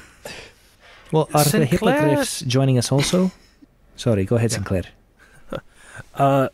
Sinclair is very, very cross with Rictavio, as he said earlier, because he doesn't like being deceived. And he also has experienced having to rescue people from the Ekelum before, so being deceived, essentially to be culpable in someone's kidnapping, Skirmish might have a hard time holding Sinclair back at this point. Sinclair's thinking Eldritch Blast first, ask questions later. Harros might have another passenger tonight. Okay, the murder So- did not disturb you, or maybe it pushed you too far. And they all make their way towards Rictavio's office, right? Oh yeah, no. Sinclair was telling Bam, like, hey, you saved all of us. You did what was absolutely necessary. You are not a bad person. You are protecting yourself and your friends. Now, who wants to do it again? There's even a desk. I've got a promise to keep. Okay, you all head into the hallway to make your way towards Rictavio's office. Well, so I'm just going to say the crowds are thinning out from the concession stands and making their way into the big auditorium as you walk through the hallways to Rictavio's office. It's time for the NiqaCon test, one way or another. Oh man, we've got so many shows going on. There's like Hulk Harlan's wrestling match. There's the Joyful Babette fashion show. I mean, for the prancing hippogriffs, the show must go on. They're still going to perform, of course. Yeah, of course. Yeah. Man. All right. So you guys are outside Rictavio's door. You hear the Is there initial still a sounds door? of the NiqaCon test. Oh, right. There's no door. In fact, there's no door, and there's no Rictavio. The office is empty. And the cheers from the NiqaCon test filter down through the hall. I'm going to say that he wouldn't have stuck around if you guys burst down his door and jumped through a portal. Fair. Yeah. All right. Well, None of the endings I wrote for this adventure had that in it. He was here for all of them. But you guys, wow, I anticipated, I got 2 pages of possible endings. I was like, whew. Didn't see that one coming. Oh man, players are the best. You guys, it's so much fun playing with real people. so You can write stories all day long and have no idea how real people would take it, you know? Shite. Definitely. All right. So, before we wrap things up, I'm sure Rictavio left in a hurry. What kind of valuables did he leave in that desk? Roll a d20. I'm also sure at this point it's not the 12. last we've seen of him. Oh, absolutely not. You find a paperweight made out of a very expensive hand-blown glass that is worth 2,000 gold. Oh. I would actually like to turn to Cloud and say, hey, you're a ranger, right? Yes? Can you track Rictavio? I mean, that's a good question. I mean, let's see. I can try my best. While he does that, I'd like to use my ability to... it's equivalent to detecting magic, but it's called magic awareness. And basically, I see if there's any spell or magic item within 60 feet. Yes, you find a magical amulet of your choice from the Dungeon Master's Guide at rare rating. I will take it. One of the best things I can do right now is primeval awareness. But Rictavio, as far as we know, he's just human, right? I don't if you remember. mean an angeling, then yeah. I mean, I'll unless I'll try for a survival check, too. Okay. Oh, I got a 10 on that.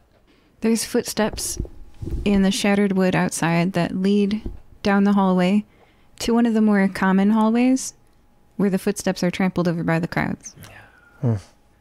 Is there any kind of... excuse me. Any kind of public address system in this convention center?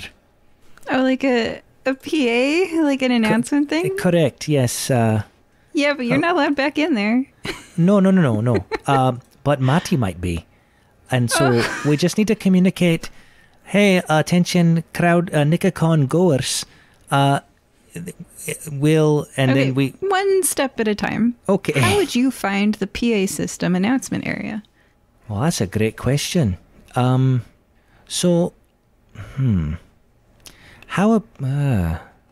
don't know. I was going to say perhaps Bam could teleport us somewhere if she knows where it is. I think Bam's done teleporting for a few little tiny bit. Bam might need some therapy. Before we vamoose from this office, Cloud, you gonna grab anything that isn't bolted down? Yeah, I will get my paws on anything that is, paw-sized and goes into my pockets. You get one item that is not an equipment. So like glue or a rod or something like that. Like not a staff for casting magic with, but like a random non-equipment item from the Dungeon Master's Guide of your choosing at rarity. Nice. You can decide what it is later. It can't be equipped. No shoes, no hats, no gloves, no service. Rarity, right? Yep. Perfect. All right, guys, I have an idea. Follow me. So, everyone is probably around the performance center, right? Because it's the talent show. And you're missing quite the magic act, you know. There's a lion on stage at one point. Oh, man. Yeah. All right. Hippogriffs, back me up with this, please. Sinclair's going to do that thing that, you know, you see it in the movie. Someone just runs on stage, grabs the mic from someone. Hello, NiqaCon goers? Okay, Listen. wait. So, dexterity saving throw. Because we've all seen Vince McMahon try to hop onto that stage, WWE, and break his legs. So, I want to see how this goes. If you haven't seen that, you should. He was physically injured doing that. Like, I watched it, and later we learned that he was, like, hurt from it, and I felt bad for laughing, because he just was like, I'm going to hop up on stage like all the wrestlers. And he was like, ow. And I was like, I felt bad, but it's kind of funny. Okay, so, dexterity saving throw? I certainly hope our DM is kinder than WWE ropes. Natural 1 makes 4. The edge of the stage hits the middle of your thigh, and Vince McMahon's you. You jump onto the stage and you bounce right off. Ow! Oh my gosh. My goodness. But then Yoon Hyung and Bam and Mozart walk into the auditorium, and the crowd notices. You guys didn't use your best asset. You're celebrities. They burst into applause, and they start cheering. And the lion tamer hands Skirmish the microphone. Oh, my. Hello, NiqaCon. And then, before we bring on the main event of the 4 Kings of the Prancing Hippogriffs, can I please ask that everybody look for a very suspicious-looking, red-skinned, black-haired, forgot what race. I hope the DM can help me out. I'm thinking... Ageling. Didn't you make this one? I did. Sorry, I'm on stage. I'm very nervous. And so, this guy's bad news. Point him out if you can, and I'll take care of it. But anybody, raise your hand. Do I see anybody raising their hand? I'm going to roll a luck check here. Okay. To see if Rictavio stayed to watch the show. That's no. I'm sorry, he didn't stay to watch the show. It's like, that's all right. I appreciate your attention and your participation. And without further ado, the 4 Kings of the Prancing Hippogriffs. And I pass the microphone over to the stars because, you know, they got to perform. Oh, and before you do that, before you hand it over, and I just say, and Roxanne, and then... That's right. Oh gosh.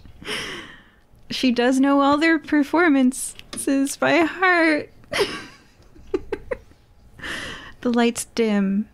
A hush falls across the audience in anticipation. Oh, I'd like to walk off the stage at this point. Okay. Roxanne looks like she's been waiting for this moment her entire life. Her eyes light up. I know your dance routine by heart. I practice it every day. Okay. And you guys don't want to participate in this. All three of you are like, no. Oh, no. Sinclair, if my leg is okay, and it was just a like, oh, that hurt? No, Sinclair's all about helping with this. But I'll let it be up to you if Sinclair's a little too injured to dance. You can dance if you want to. You can leave your friends behind. I mean, Claudio's going to actually stay on stage and do his best to like keep up or to do something. And then, worst comes to worst, the daggers come out like Okay. to juggle. All right. So, sing in Skirmish. Well, I'll go ahead and use the rest of my flying boots and just whip around the stage in dramatic poses to the music. A bit of a creative dance as well as I can. I'm not very creative, but you know, I could twirl and fly and try and add some flavour. Sinclair, describe the scene. Sinclair is not familiar with the dance routines at all, so he is going to do his best to mirror what the routines are based off the main three and Roxy. And once he feels like he's getting these K-pop moves down, then start participating more completely. Okay. I'm gonna have you roll your choice of performance, acrobatics, athletics. Describe how your skill fits in, and roll. And you know what? Since you guys did save them, you literally saved their lives. I'm going to say the reason why you have advantage is because they are also mirroring your moves, and they're helping you. I will do acrobatics. Same. I will do athletics. 24. Yeah? Mm-hmm. I will do athletics, and I got a 20, non-natural 20. Mm-hmm. I got a 21. Yeah, you're all great. I mean, although you're not pop stars, you are adventurers, and you do move every day, unlike, I mean, most of the people playing D&D, not so athletic. Most of the people we play, they exercise, like, all the time. It really helps. So, we're all nodding like we know. It's true. Yep. It's true. Yep. And the crowd cheers. This was a great capstone. I mean, the line was cool and the magic trick before, that's all good and all, but you can't beat pop stars. So at the end of the night, everybody's cheering. Everybody's been worked up by the pre-shows. And by audience cheers, it is obvious that your match has won the prize, since this is a cheer it to win it sort of competition. Everyone stands panting on stage after their performance. An assistant comes out. Yoon-hyung is handed 4 glittery bags full of gold. They're like all stage decorated and they like say 5,000 gold on them, you know? Yoon-hyung hands you each a bag of 5,000 and announces, "Thank you, fire-breathing kittens! We couldn't have done it without you." "Thank you, really." The crowd cheers. "We have an announcement tonight! As you all know, we have an opening in the group. After some discussion, and we know this is a bit of a surprise, we've decided to welcome Roxanne Dang into our group." Roxanne's jaw drops. Her eyes go wide and she looks like she's going to faint. Roxanne has been a big fan for a long time. For all of our fans, we love you all, and we couldn't do this without you. Yoon-hyung and Mozart stand on either side of her, beaming, as Bam announces, "You can follow her idol training efforts as a mini-series on Illusion Channel 5 on Thursday nights at 7 p.m. We love you, fans!" And the crowd cheers so loudly, so they've turned it into like a TV show for people to follow. Woo! I applaud loudly. Yeah! All right, so you each got 5,000 gold, including Bam, 5, 10, 15, 20. Awesome. Is there anything else you'd like to say before we end the episode? Yeah, I kind of want to, like, I know Roxanne's having her moment, but I want to, like, go up to her and kind of, like, I mean, yeah, you deserve it. I mean, you know, just remember the road the fire-breathing kittens paved to get you to where you are, right? And just give her, like, a high five. Like, real good job. I would like to pat her on the back and say, "You know, you're all right. I don't care what they say about you." And Sinclair? Well, Roxy, I told you that I could dance. What do you think? Hippogriffs or kittens? Or shall we just say equal in their own way? And as the crowd cheers her response and drowns it out, you'll never know what she says. We'd like to end this adventure. Joining us today were Sinclair. See you later, everyone. Skirmish. Well, I got to hit something with my hammer, so I'm happy. And Cloudio. Well, that was a performance of a lifetime. That was awesome. Bye-bye. Bye. Bye. See you, everyone.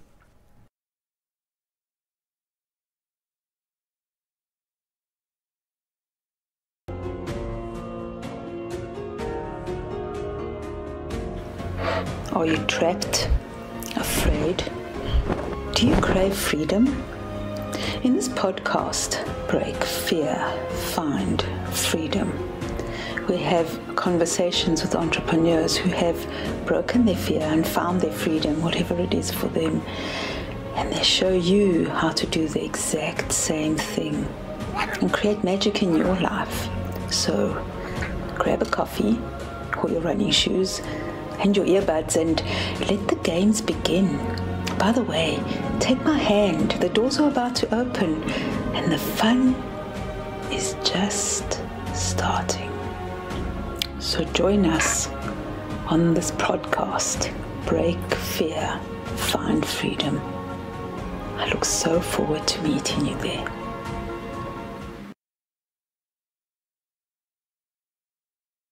In a genre where everything sounds exactly the same, we just want to stand out from the pack. From the hardwood heroes to the low-light zeros, every minute of this show brings nothing but pure facts and entertainment. Whether it's the following freestyle that's not intended to be serious, or 60-second off-the-wall rant from an alter ego in a hoodie and a do-rag, be prepared for a basketball podcast like no other. I'm Tyrone Smith, and this is Got 'em Coach.